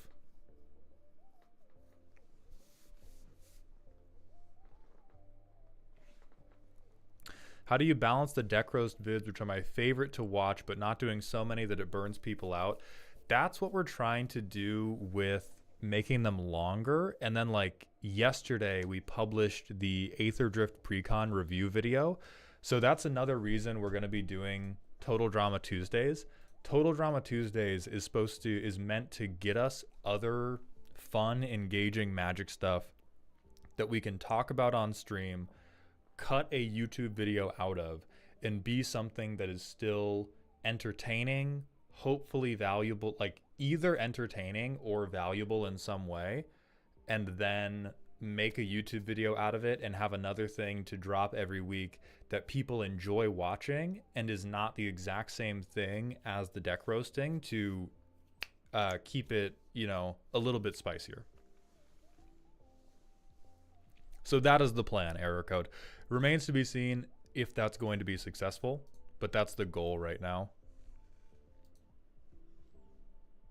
Also, thank you all for the laser eye dogs. So we had like a deck to roast. We had Janitor's deck to roast too. Janitor, are you still... You are still here, because you had asked about the Google form rewrite. So we're gonna do Janitor's roast before we get even more lost and have to do another ad break. This is a spooky deck. The deck is founded on 3 principles. 1, dinosaurs are cool. Okay. 2, angels are cool. Okay. 3, Naya is the greatest color combination. You fuck ass. I'm not even putting your deck list in. You shit ass. Get up in here, okay? Take your seat. Take your seat on the roasting throne that you're so fucking proud of. I'm not even going to open the list yet. If you say, to no one's surprise, dinosaur strategies have no overlap with angel strategies. So I'm just using dinosaurs and angels even though they don't work together at all. You've shown up to marriage counseling being like, my 2 wives each get mad at me when I spend time with the other wife. What the fuck are we talking about? You get 1 gimmick. It's not... You don't get 2 gimmicks. You get 1 gimmick or you get bad gimmicks. Those are the only 2 options, you motherfucker. I'm booming you again. You can't just be... Motherfucker has never heard of a second commander deck. I swear to God, you people have... So many of your problems could be fixed by just, what if you made a second commander deck that scratched this other itch that you also have? I'm gonna see if you can redeem yourself at all with the list. I'm going to see if you can redeem yourself at all with the list. Wrong deck? God damn it. Which deck is it then?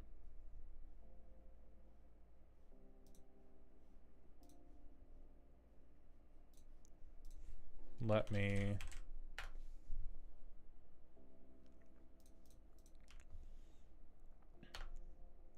Yeah, I can't find any emails from you. So if you want to do...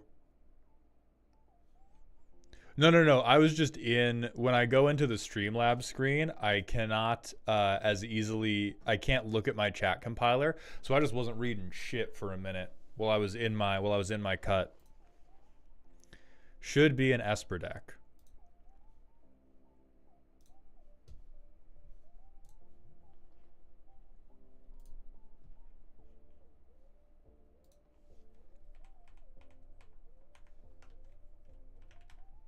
Huh. Oh, did I grab... Hold on, maybe I just grabbed the person after used deck instead. That would make the most sense to me. Yep, that's Meta Skipper's deck. So we're going to put that... No, I have your deck. I just hit down in the fucking in the form. So Meta Skipper, we're gonna fucking get you for that bullshit. So let's see what Janitor has for us.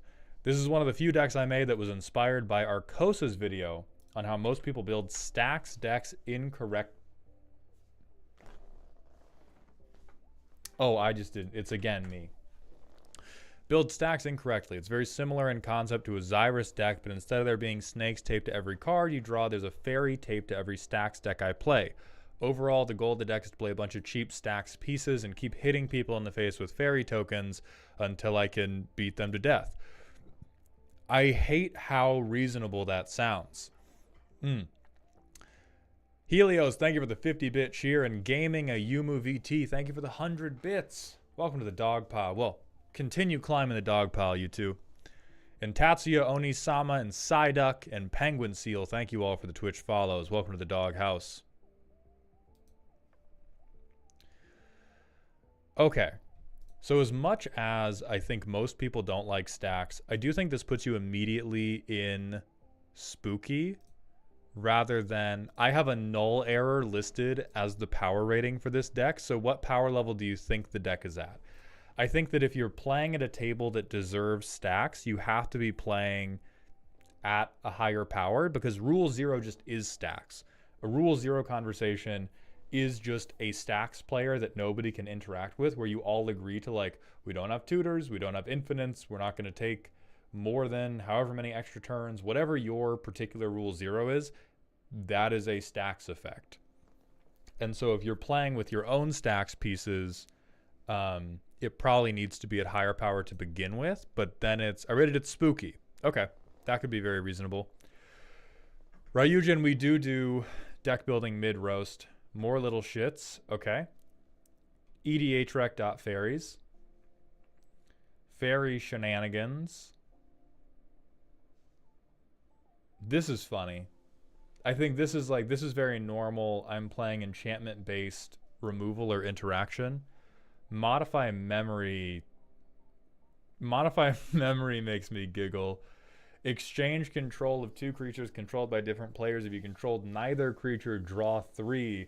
So you either get to take something good for a 1/1, or you get to just move shit around, draw 3 cards. That fairy looks funny. Target creature gains hexproof. It becomes a copy of another creature. That's sick. Only basics is a little concerning about what else we might see in this deck. The fairies don't like your cards. So we have 9 of the most common Azorius interaction spells in the game. Fairies brought me mana fixing. Real and based. Shut the fuck... Never mind. Shut the fuck up. I refuse to believe we're so hard up for mana rocks that we need Foreboding Statue. Gazarius, you can ask. I'm probably not going to get to the question until after we finish the deck. Okay, every 2 mana rock in the game. Why is Foreboding Statue here? I swear to God, they just put in mana rock and they were like, is artifact, is make mana, is cost less than my commander? Run it. There are fairies under all these cards I'm drawing. I feel like... Oh, artifact creature. Okay, double draw. Draw more, draw more. Fuck you. God, fuck off. I am going to... I do think this puts us pretty close on the border to scary. Like, I struggle to think of a control deck that could resolve Rhystic Study that wouldn't be a scary deck. Funny cards with fairies taped to them. Aura of Silence, so we're stopping artifacts, enchantments. Things are entering tapped and we're getting life. Fuck your non-basic lands. Fuck attacking me. Fuck ramping. Based. Fuck attacking me. Fuck your activated abilities.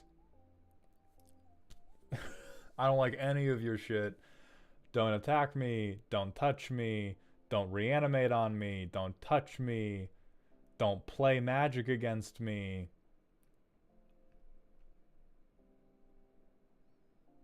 Destroy on damage. Zen Centurion, thank you for the Twitch follow. Welcome to the doghouse, my friend. Okay. I don't have a lot of cards I dislike. I think there's two places where you got overly committed to being rude and not committed enough to winning the game of Magic. I'm not confident that all of these like ETB tapped things, I'm not confident that 4 mana ETB tapped things are going to be that great for you. They do have a fairy taped to them, but like stuff ETBs tapped, like the idea that you're going to tap out for this in the early game feels very rough, even if it's to get a 1/1 fairy. For a lot of these smaller things that are like, I'm going to shut off one thing in specific, that's probably fine. But if it's this expensive, I would probably say some type of removal is an improvement. I like Grasp of Fate, the suggestion from Shadow Walker. Because you already have accepted, like, our stax isn't going to stop everything. Nothing you do here is stopping people from, like, playing a spell for most of the game. You're kind of stopping a lot of the, like, go crazy with it spells, but you're not stopping... Like, Pentlaza does not give a fuck about anything you're doing here. They've definitely helped me win games, and I usually don't play them till later on. So what are the situations where this is the difference maker? Because I definitely understand them helping you win. But we're in the part of, we're talking about cards that are all good. So in comparison to Grasp of Fate, which is costs 1 less, has a fairy stapled to it, and you get to remove 1 thing per player. They lock down big bodies with Meekstone.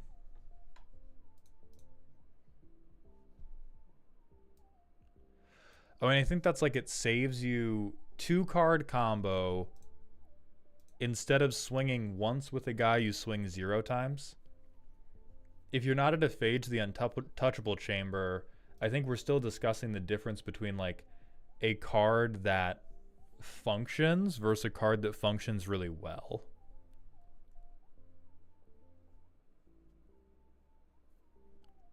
We do have Crawl Space in here. We have Vexing Bauble, which is reasonable. This is also, Stax itself is crazy meta dependent. So a lot of the choices you need to make with how you're going to be a dickhead are dictated by who you're playing into. This to me looks like kind of... This to me looks kind of like weird stacks because we don't have any of the things that normally like stop game-winning plays. Like the idea that we have Frozen Aether, but we don't have Rule of Law. That's what's crazy to me. Or like Ghostly Prison over... Like this says to me that we're playing stacks into a table full of like Timmies. Most of my playgroup are battle cruisers, so we're playing stacks into a table that doesn't need stacks. Excellent. We're bike locking the Baskin Robbins.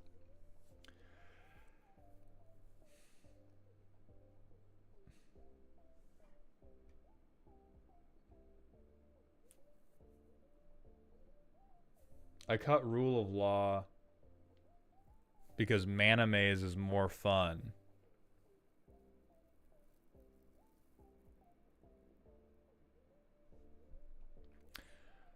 I think at the point we're making decisions about cards based on fun and Rhystic Study continued to make the cut, you need to tell me which one of your personalities I'm talking to when I ask you about the card. If we're like, I'm not playing Rule of Law because I'm a chill guy. I'm playing my silly-ass Mana Maze. And then you're like, by the way, I Enlightened Tutor for Rhystic Study. Suck my nuts. Can you see the color clashing we're getting here? Can you see the...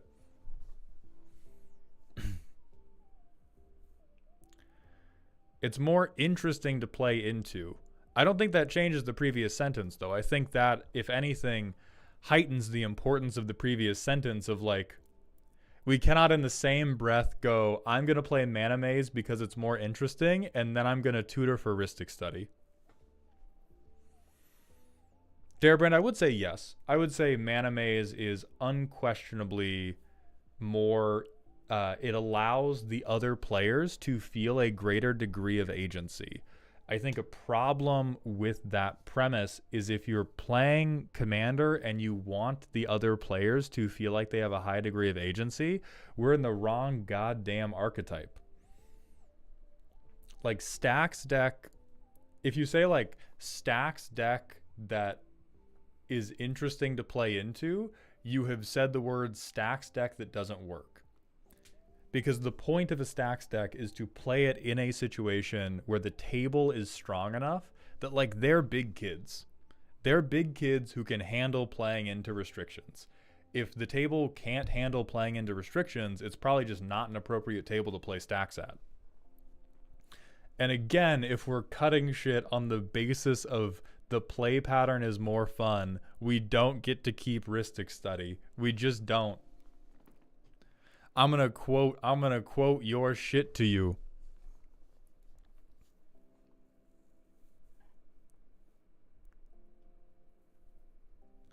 So it is difficult to rate a Stax deck particularly. So we will play it and we will see, like, how many things we could have reasonably answered. Also, Fun Tyrant, thank you for the 8 months in a row with the Prime sub, my friend. Welcome to the dog home. And Red Rogue, thank you for the Prime sub as well. Okay, so we have a bunch of lands, but we have a mana rock that can get us to black. We have 1 counterspell. This is probably a cursed hand. Now we have 2 counterspells. It's the best hand ever. So we go Island.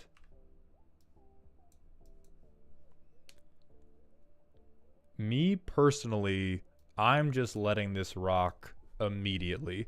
I'm going to presume there's at least, like, 1 3 to 5 color player that's stuck like a Triome or something. Turn 4. Now I'll play my commander and I'll take 1 for the pleasure of it. Turn 5. I get a fairy, and I get to draw a card. Amazing.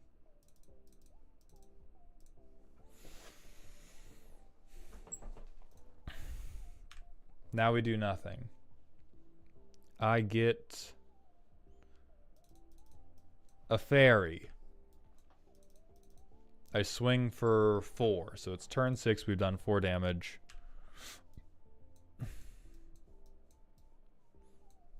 We have this floating on somebody. We can spell stutter for, like, you have to pay 6 mana. So we can definitely counterspell. We can definitely counterspell at least one thing. We could Fleeting Reflection if we had something else to happen. But it is, again, turn 7, and we have 4 toughness on board. We have a propaganda effect now, so that's a 3rd fairy. We'll say, like, maybe we have to reprieve. Okay. If we have to reprieve, now we get Cursed Totem. We get another, we're up to 4 fairies. So the things we can hold down right now is non-basic lands are not untapping. Activated abilities are not getting activated. We have stopped 2 things from existing, and we have delayed 1 thing from existing. Our payoff for that is, well, these are 2 ones actually. So our payoff for that is 10 damage on board by turn 8. Sorry, 12 damage on board by turn 8. I do think you flooded, which is an important preface for what I'm going to say next. I do think you flooded. In terms of cookery, the kitchen does smell like you pissed in it. So I'm going to restart and we'll try to mulligan to a more shaped hand because that was just whatever came off the top is what we're playing. So this has an early counterspell, nothing to ramp to our commander, no card draw, and that's about it. So I'm going to say we probably mulligan that away. We've used our free mulligan. Now we have mana rock, artifact creature that can give our commander ward, and a cantripping enchantment that gives us a fairy. I'll try to make that work. We just land pass, ramping into our commander. So turn 4. Okay, this is looking hot. Bitter Blossom plus fairy. And we spent, what, 1 and a black to do that. We drop Thopteryx, also gives us a fairy. Already looking much more lively. And now Alayla has ward 2. I'm going to count your damage with a monarch token. So we've applied 2 damage to the board. Turn 5, make a new fairy, but it has Summy Tummies. We have a counterspell, if anybody does anything crazy. These all have +1/+0. So 2, 4, 6, 8. We've applied 10 damage to the board. We can counterspell 1 thing, and we can make all creatures lose all abilities until end of turn. So we'll say on someone else's turn, we have to use this. Makes us a... Nope, not an Alayla. Makes us a fairy, which is chill. We get to draw a card to its effect, which is chill. Goes away. Next turn. 2 more fairies join the brigade. We get a Bitter Blossom fairy.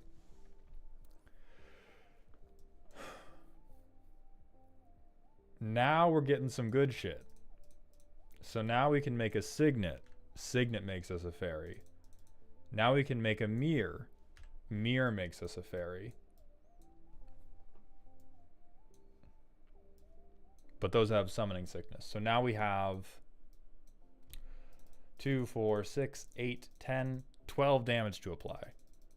We've applied 22 damage. We definitely are going to have to counterspell like a board wipe that's coming down. And I think it is, I think it's probably more than a little generous that we're imagining that 1 counterspell is all we need to protect the like reckless abandon we've been playing with. But next turn, and now we win the game. I'm going to say like turn 7, Enduring Curiosity plus Bitter Blossom. This is like we draw 9 cards.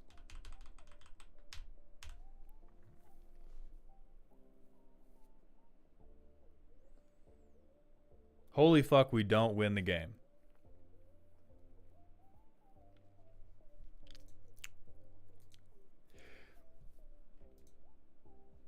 But we are putting damage on board. If we get to swing with this, this is 2, 4, 6, 8, 10, 12, 14, 16, 18. That's 18 more damage. So turn 7, if we had focused 1 person, we've beaten 1 person fully to death. My primary concern is that the deck is being sold to us as we're going to kill them over time by controlling them with stax pieces. And this game, we did not a single piece of stax. Sorry, we made everything lose all abilities for 1 turn. The only control we've done is everything loses abilities for 1 turn. We can counterspell 1 thing, which is not the interaction of a deck that is holding everybody down to kill them with paper cuts. That is the interaction game plan of a Pentlaza deck that is sniffing its own farts and dropping 20 power onto the table turn 5. And so we can talk about, like, I'll do one more and narrate it a little bit less. But this is like Okay. We have some stax pieces, but our mana's not fixed. Holy shit, God loves you. And so kind of the most we're doing is a propaganda effect right now. And this was, again, 3 turns of straight up nothing, 4 turns to resolve a Layla, and now we get Kindred Discovery. Presumably we get to swing with a Layla, draw a card. And now we can start doing like enchantment, boom, fairy. Signet, boom, fairy. Solemnity, boom, fairy.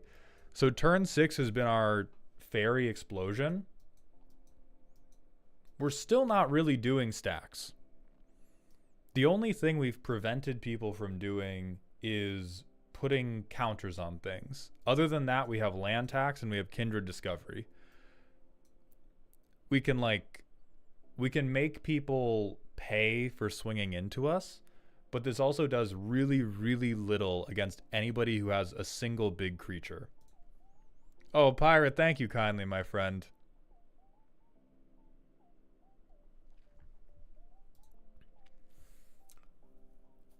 My overall impression of this deck is that it is too spread out to do any of the things it says that it's going to do well.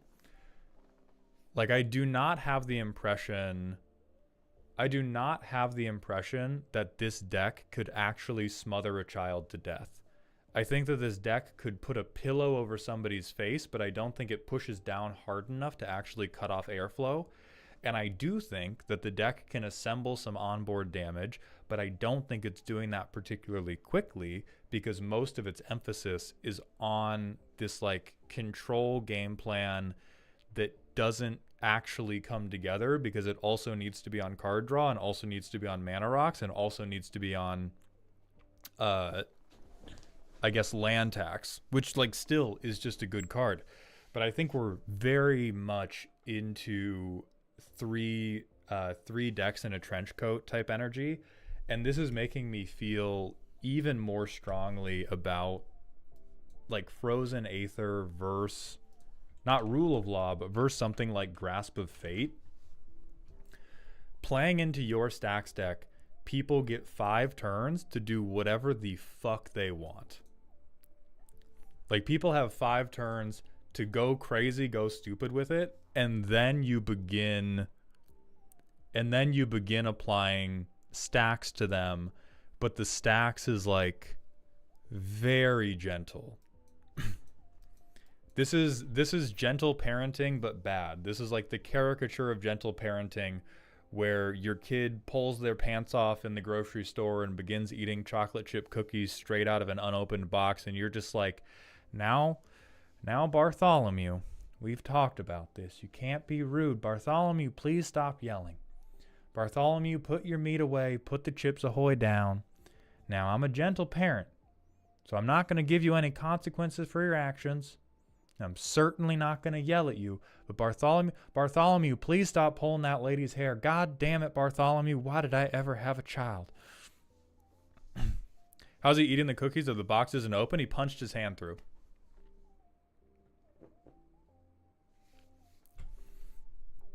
And so I think the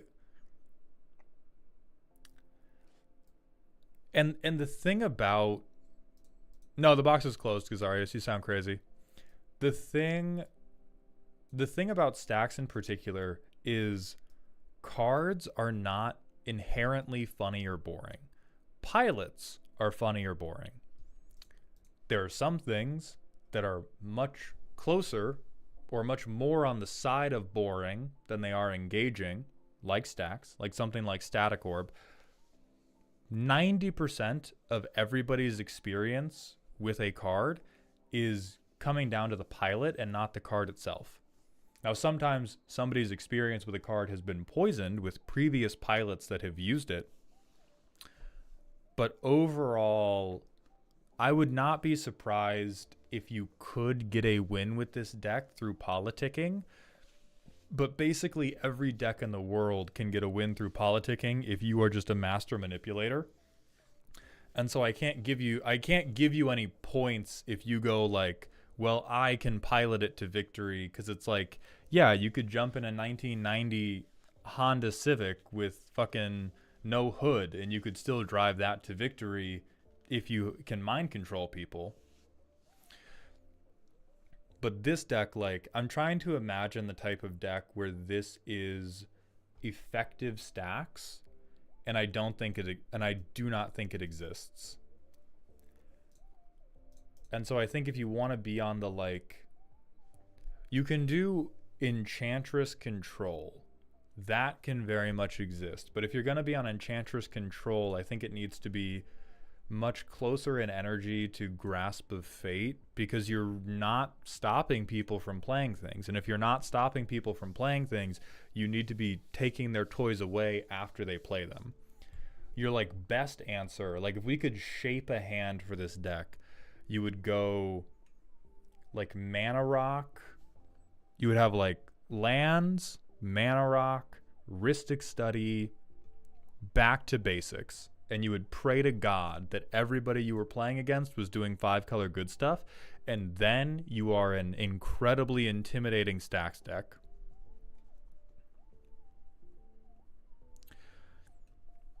They do have Ghostly Prison. They already have the, like, propaganda type effects. I do not think this deck needs goad. I think this deck's answer is more like actual removal, because the stacks is like, this is like letting somebody else pick your stacks pieces for you. It's letting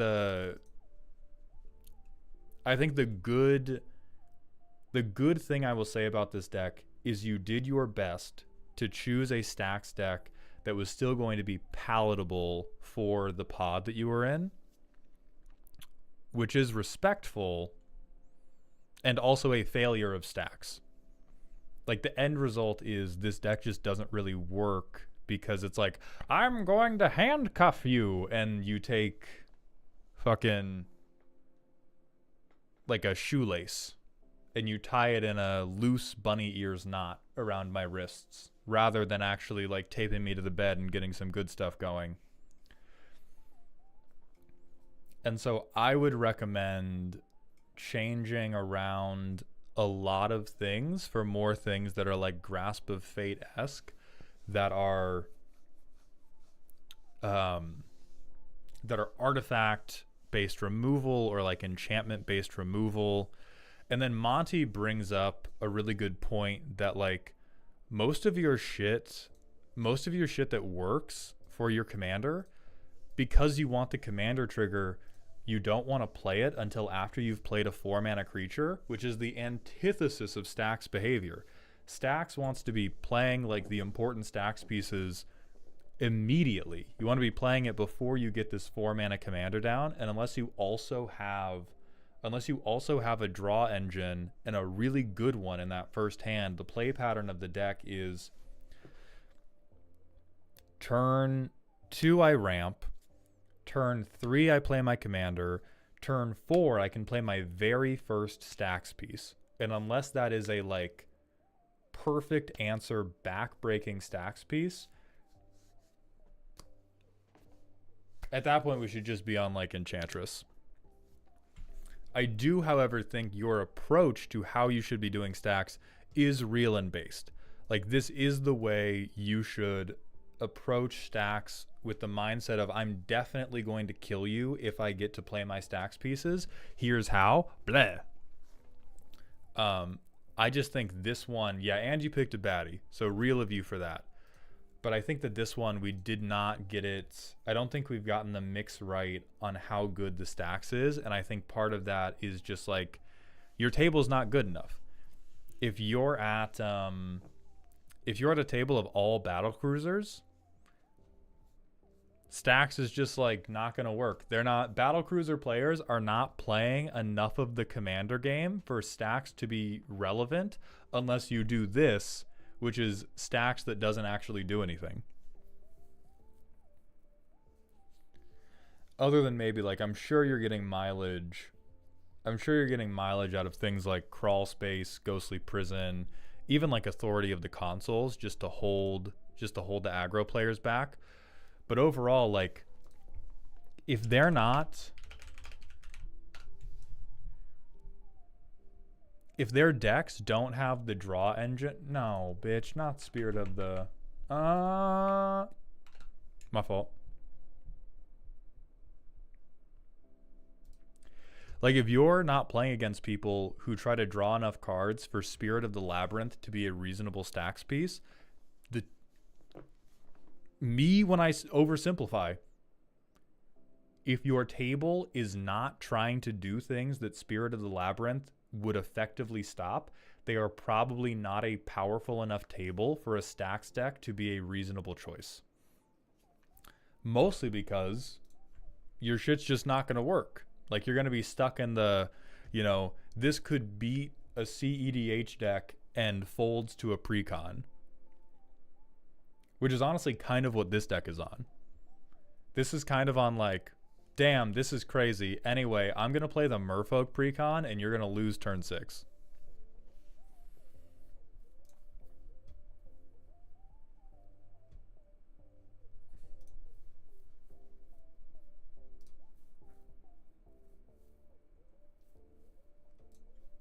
So I'm going to say, oh, hi, baby. Thank you so much.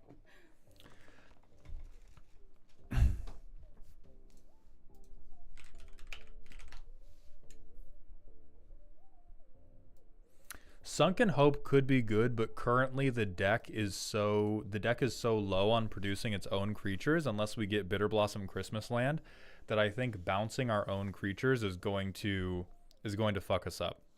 Now, Janitor, my caveat with all this is I don't know a lot about the litany of stacks pieces that exist in the world. Most of my stacks exposure is at higher power tables.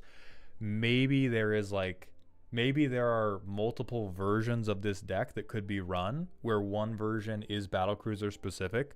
For the most part, Battlecruiser Commander does not play well with stacks because Battlecruiser players have like already stacked themselves out of most of the game. So I'm going to say this is more of like a tuned soap opera than anything, because I see the vision and I like the vision. It looks like way too many decisions were made in this deck for the emotional benefit of other people. With the mana maze is what I'm going to hold up in particular. Is this was a swap that we made only to make the dinosaur player feel better, and if we're coming to the table as a stacks player, our only goal should be to make them cry. And if they're crying too much, it's probably just the wrong table for the stacks list, and you should do enchantment control, which is different from enchantment stacks. I mean, yeah, we could do Torpor Orb, but the Pentlaza example is just like, it's an archetypal example. I'm not talking specifically about we need a way to counter Pentlaza. I'm talking about this deck doesn't actually have the tools. This deck doesn't actually have the tools to like stop a deck that's just like, okay, I play one big creature. Oh no, I have basics.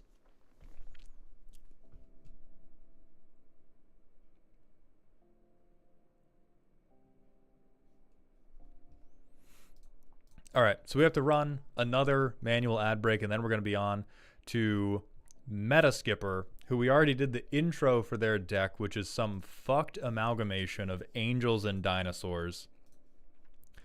So non-subs, I'll see you all in a few minutes. I'm going to go use the bathroom and eat this lovely food my girlfriend has brought for me.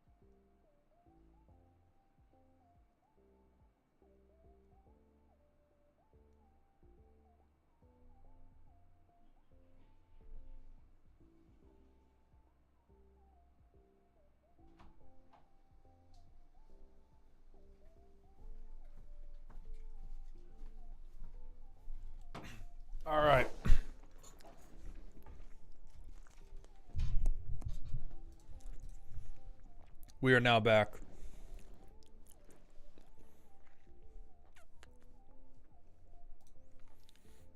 Okay, we have a minute left on the ad break, and then we're going to get into the cursed amalgamation of Angels and Dragons. Helios, yes, you may pet Nadu. What's up, Darebrand?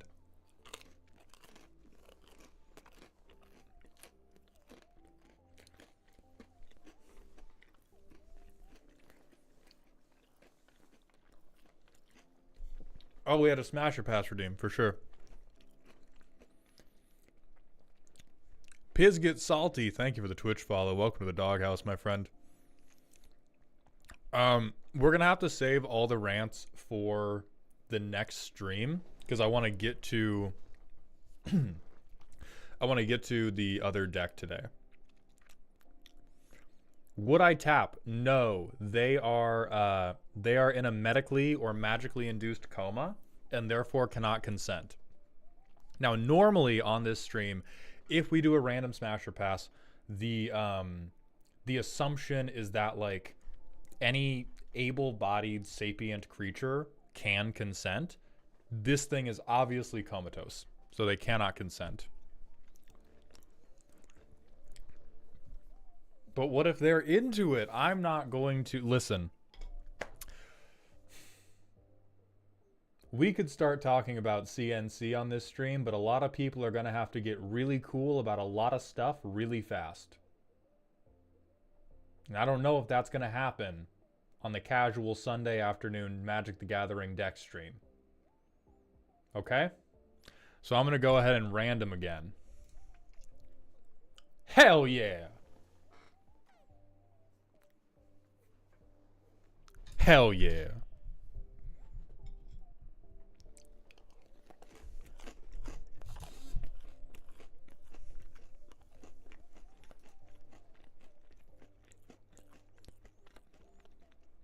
Two for one. Holy shit, it's removal efficient.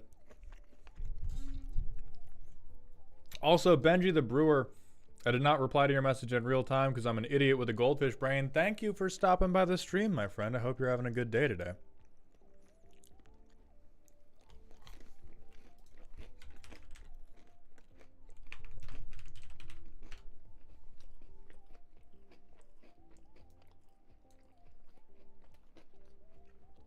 Oh, this would be good. Janitor, I would check this shit out if you do want to keep going for that like battle cruiser specific stacks. This could definitely be an option for that. All right, we have another random Smasher Pass. Nope. I know the pun's good. I'm not. It's going to get cut off.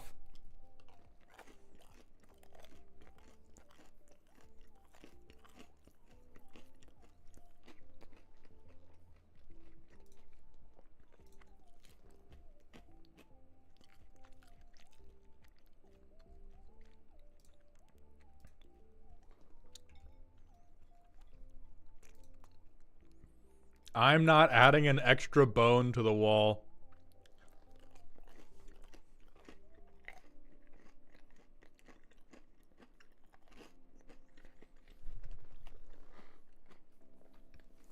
I do love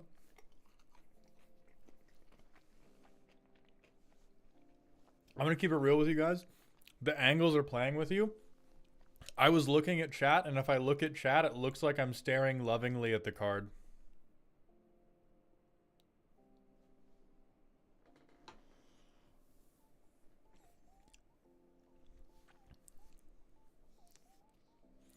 And I'm just staring. That's the most recent Twitch follow I'm staring at right there. So Samus3210, thank you for the Twitch follow. Welcome to the doghouse, my friend. I fear for the people eyeing the sockets. Yeah, you know there's a spider living in one of those. I swear to God there's a spider living in one of those. Makes me wanna... The doghouse needs bones. Not these, though. Ayo, why are you making bedroom eyes at your Twitch follows? I'm a stats guy. Afro Paint guy. Thank you for the Twitch follow. Welcome to the doghouse, my friend. All right, let's get it going with Meta Skipper's deck, which we've already done the exaggerated intro to. I've lost the correct Google sheet. Smokey Balboa, thank you for the Twitch follow. Welcome to the doghouse.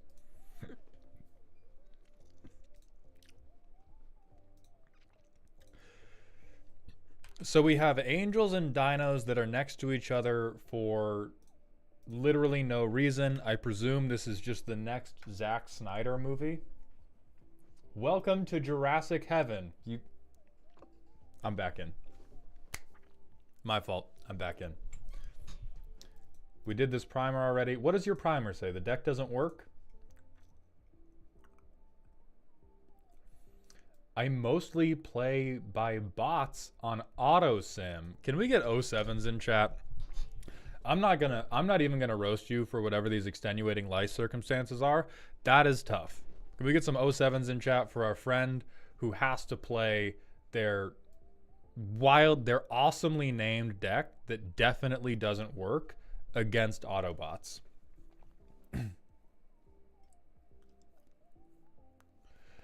So they can manage strategies that don't require them to do critical thinking, so I give them low curve, aggro beatdown decks. Control and stun decks can kind of work. They cannot do combos. The AI is really aggressive with attacking, and as long as they don't see a remotely disadvantageous block, they're going for it. This leads to cascades where they all crack back against each other. If I'm ever in a position to play Commander in person, this deck is what I would like to build / bring, so please advise / roast accordingly. Okay, so this is Baby's first deck list, and you are like a Commander player that was brought up in one of those unethical science experiments where if a scientist was like, what if we kidnapped 100 children and we raised them without the letter R? What kind of society would we get? That is the deck that has been built here. So we have Huatli. We can ramp. I think this is... So we flip her for 5. Make 2 dinosaurs. Tap for mana. Tutor for a dinosaur. Double strike trample. That's somewhat... So I think this is the first part the bots have led you astray.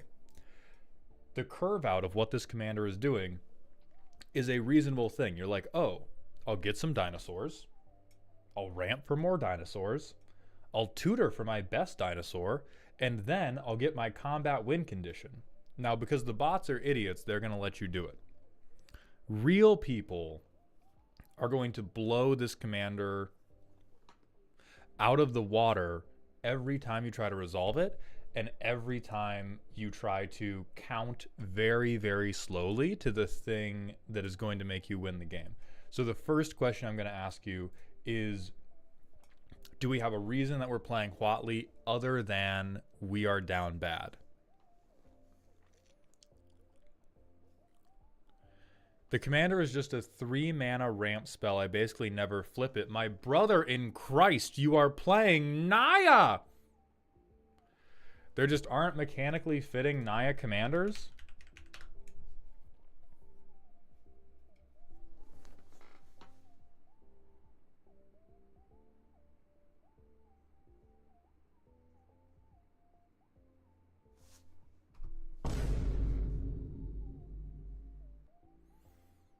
Play a dinosaur, flip into an angel.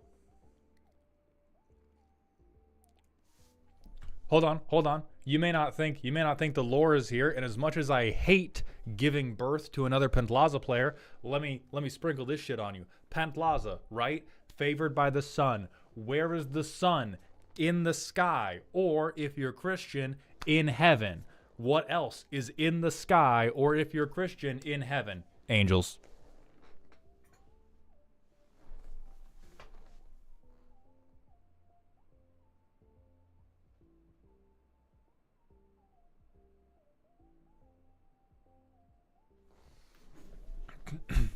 Mighty Moose 37, thank you for the Twitch follow. Welcome to the doghouse, my friend. So first of all, let's look at what are some other Naya commanders that are going to do something for us, right? That's a thing we definitely have to get on top of. Commanders, 3-color, Naya. Yeah, Gishath, probably not going to do it. Atla Palani, you would have to jump through a lot of hoops, but does let you have eggs that turn into both dinosaurs and angels. Shalayan Halar won't do it. Jetmir doesn't really want to do it. Rocco Street Chef is just like a good engine. It would be tough, I think, to sell the flavor other than doing like he's catering my angel dinosaur mixer. Not Sakama.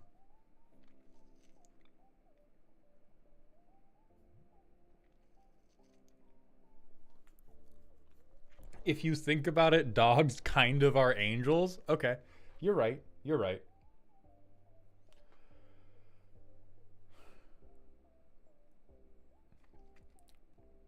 Damn, there really are not a lot that that works for this shit.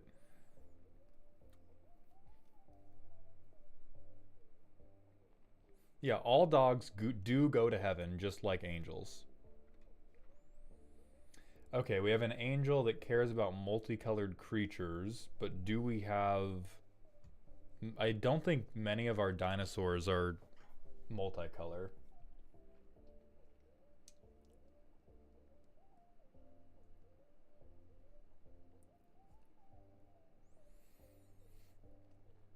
Damn, we actually are just kind of shit on.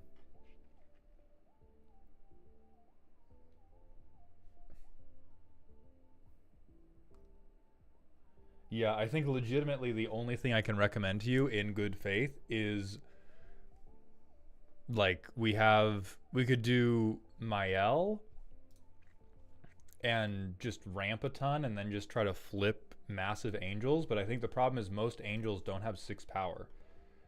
Like angel, we have Avacyn.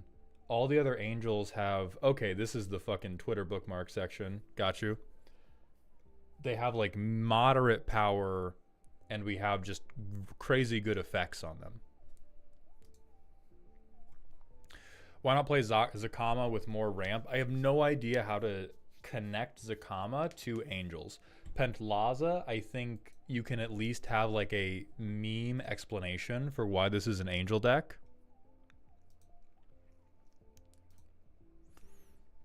Like Pentlaza is at least, I play big dinos and sometimes they have an angelic entourage. Makes sense. Pentlaza was the first commander I was building with, but it not proccing on angel summons felt off. So I mean, here's the thing. There's a reason there is not a commander that mechanically marries angels and dinosaurs, and that is because you as a person have bad dreams. I don't know what your goals are, but I would write them on a whiteboard and then keep them as a list of things you should give up on. And I realize that's a little harsh. I do love you. Now, like there's not a commander that is just going to mechanically proc against both your things. When we have gimmicks, you can say words. You can put whatever 2 words you want into a sentence. Spaghetti jam. Is that a deck? Is that a deck now? It's probably an Eldrazi deck somewhere. But pancake lamp. Is that a deck? There's probably a meme explanation to get it there, but there is straight up no way that you are getting a deck that is going to mechanically be 50-50 dinos, 50-50 angels. The best you can probably do is, I believe you mentioned this in your primer, is like some angels give out keywords, you know, like Avacyn gives out indestructible. Where are your other dinosaurs? Yeah, so we've got Avacyn giving out indestructible. We've got Bassandra giving out big thick boners. We've got Sigarda giving out hexproof. Like it's all, you know, it's all working together. But I think outside of the angel threats, we probably want to be, yeah, like we're on 14 angels and 18 dinosaurs. If you want a deck that has both angels and dinosaurs in it and functions as a reasonable commander deck, you probably want to be like 25 dinosaurs, 5 angels, or 25 angels, 5 dinosaurs. You can splash in. You can splash in a little bit of the other creature type if you don't have a thing that's like perfectly marrying them mechanically. But if you have mechanics that are not already made to work together, going 50-50 is a recipe for having a deck that just doesn't do anything half the time.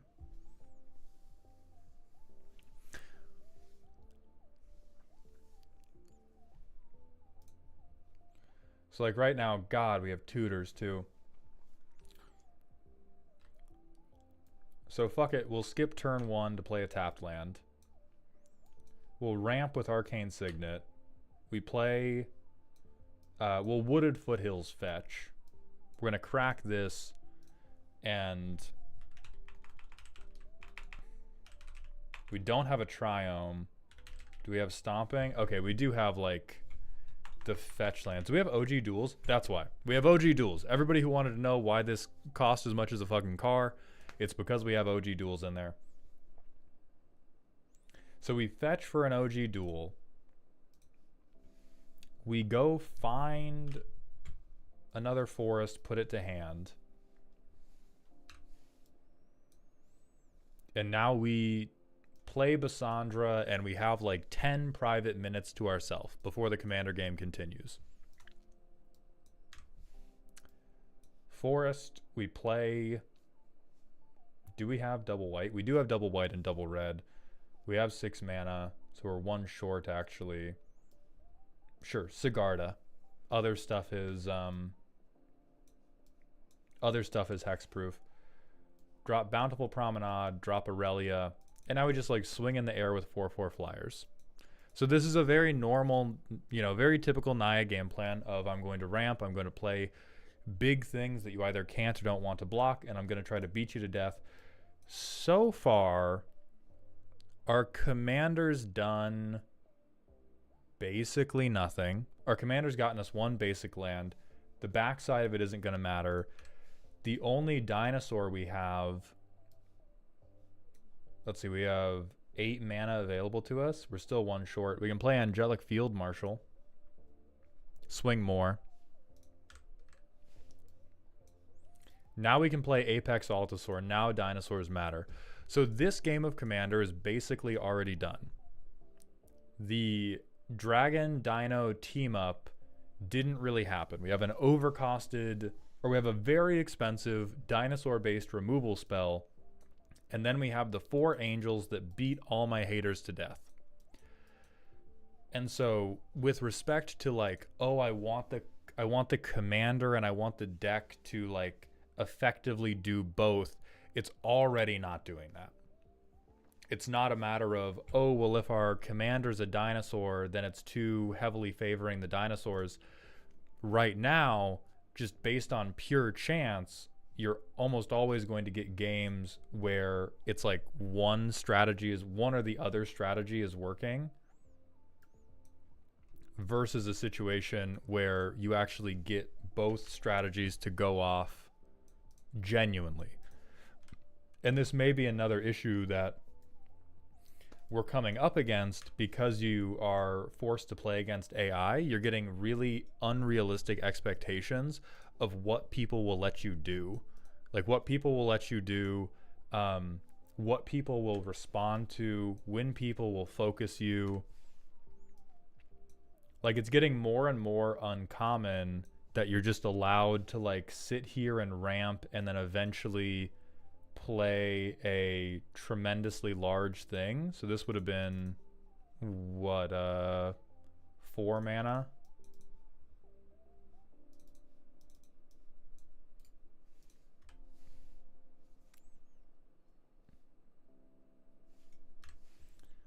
And now it's like turn 7, nobody's interacted with us. We haven't had to interact with anything yet. Okay, Sarah's Guardian, we can give stuff Vigilance, but Vigilance isn't a very appropriate keyword to give to dinosaurs. Dinosaurs are not scared of crackback. Dinosaurs want double strike and trample so that you are fucking dead by the time the dinosaur is done biting you. The dinosaur does not care if it takes a nap after it bites you. If the dinosaur gets to hit you and you don't die, the dinosaur is cool going to sleep and letting you get your run back. That is just how they are on a personality level. I am open to the suggestion that Atla Palani is a good alternate commander for this if you are willing to build into a, like, I make tokens and I sacrifice tokens. That's going to be like, I'll build a whole new deck. Build a whole new deck, make some eggs, break some eggs, and then instead of an omelet, you get the angel dinosaur eggpocalypse. So, like, if you really don't want to pick one, then you can do Atla Palani eggs, and you can stay on this, like, 50-50 mix of angels and dinosaurs. The deck's not going to be incredibly effective, but it will play Magic. You will play Magic, you will put good creatures onto the board, and you will hope to kill people with those good creatures. If you want a commander that's going to be like, I'm doing the angel thing and I'm doing the dino thing all at once, I would just, like, hit snooze on that alarm and go back to bed when you wake up tomorrow. You're better off dreaming about it than you are trying to make it an actual set of cards.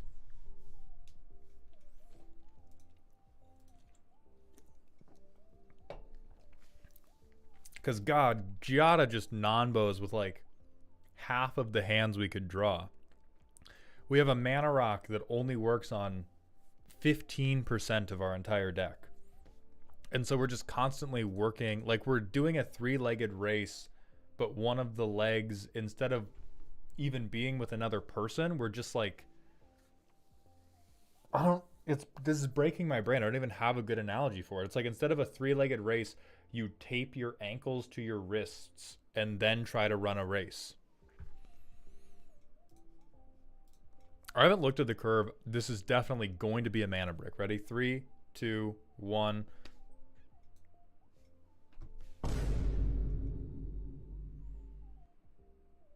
We have the only place we have focused our mana is to prevent us from wanting to play our commander on curve, which is a new height of non-bowing ourselves. And then it's just a bunch of greedy spells. But the thing is, you could even make a deck full of greedy spells work if we were in Naya, but we have to be on a better commander payoff than I get one basic. So I would heavily recommend going towards Atla Palani or going towards Pentalaza.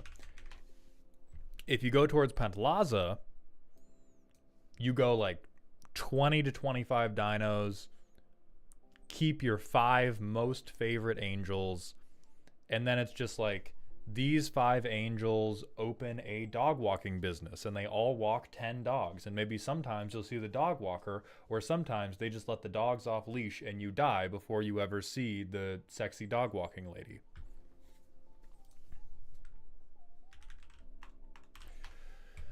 Chat is once again bringing up Mael, which you could do. The problem with Mael is if you do Mael, this is basically a dinosaur deck again, because angels don't typically come with more than 5 power. Dinosaurs really commonly come with 5 or more power. Angels, shockingly rare, right? We have 2/2, 3/3, 2/2. We have the 8/8 Avacyn, but then it's 4/4, 4/4, 3/4, 4/4.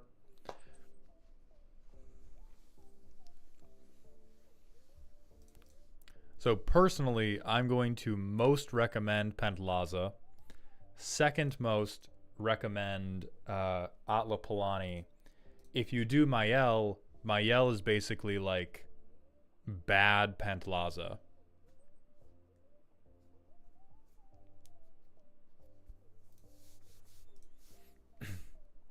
So right now I'm going to say this is like, I mean, this is chaotic. This is chaotic mechanic because we're building the deck around creature types. We've picked 2 very disparate creature types, which to your credit, you did recognize don't work together. And to your detriment, you went, I'm going to keep smashing them together like they're fucking army men. Who cares, dude? They'll kiss eventually. And so I think this does need a pretty massive shift in its focus. But I would highly recommend Fuck it, use Progenitus for all the commanders doing for us. Yeah, true. Hydras are cool.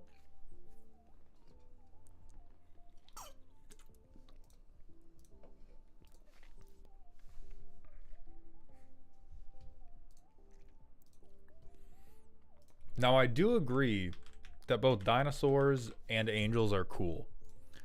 But I would say they probably need 2 different decks. You're probably not going to get one deck that can do them both at the same level. So I wish you luck. Have a good time alone in your room later.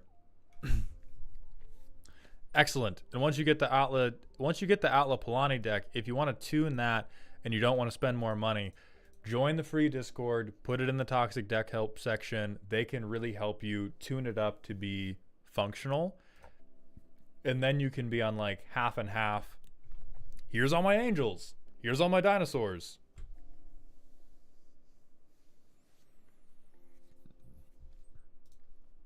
And from there, I think that is going to be the end of today's stream. So we're going to find somebody to raid.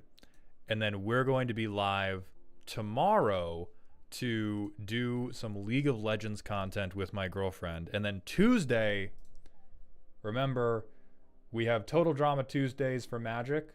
So come back on Tuesday if you want to see more MTG specific content. Come back tomorrow if you want to see more me specific content.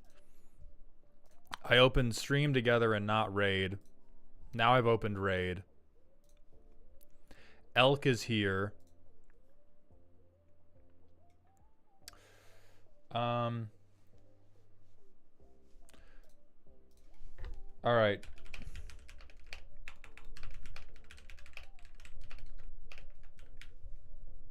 The raid message is going to be, she Atla on my Palani until I nya. And yes, that is a cat joke. We're going to raid 3-3 Elk. Everybody be kind to them. I hope you've had a good time with the stream. Thank you once again to everybody who donated and gifted subs or just subbed regularly today. Your support means everything for me to be able to continue doing all this goofy bullshit, and I am overwhelmed with how generous everybody was today. So thank you all so much. Thank you in particular to the people who have hit our top 10 list, like D-Man, Melon, Cyborg, and then everybody else. I love you. I appreciate you. Teddy Bear, Tenebrae, DMC, Nuisance, Troper, Jordan, Helios, every last one of you. And then Ico, Relic, Orc, Beefcake, Mutrad, Jordan, Skyfall, Badger King, Grey Fox, Podcast, 55 French Fries, 55 Burgers. Let's go raid Elk. Have a good day. Goodbye. YouTube, that's just going to be it for us today. But I will be back.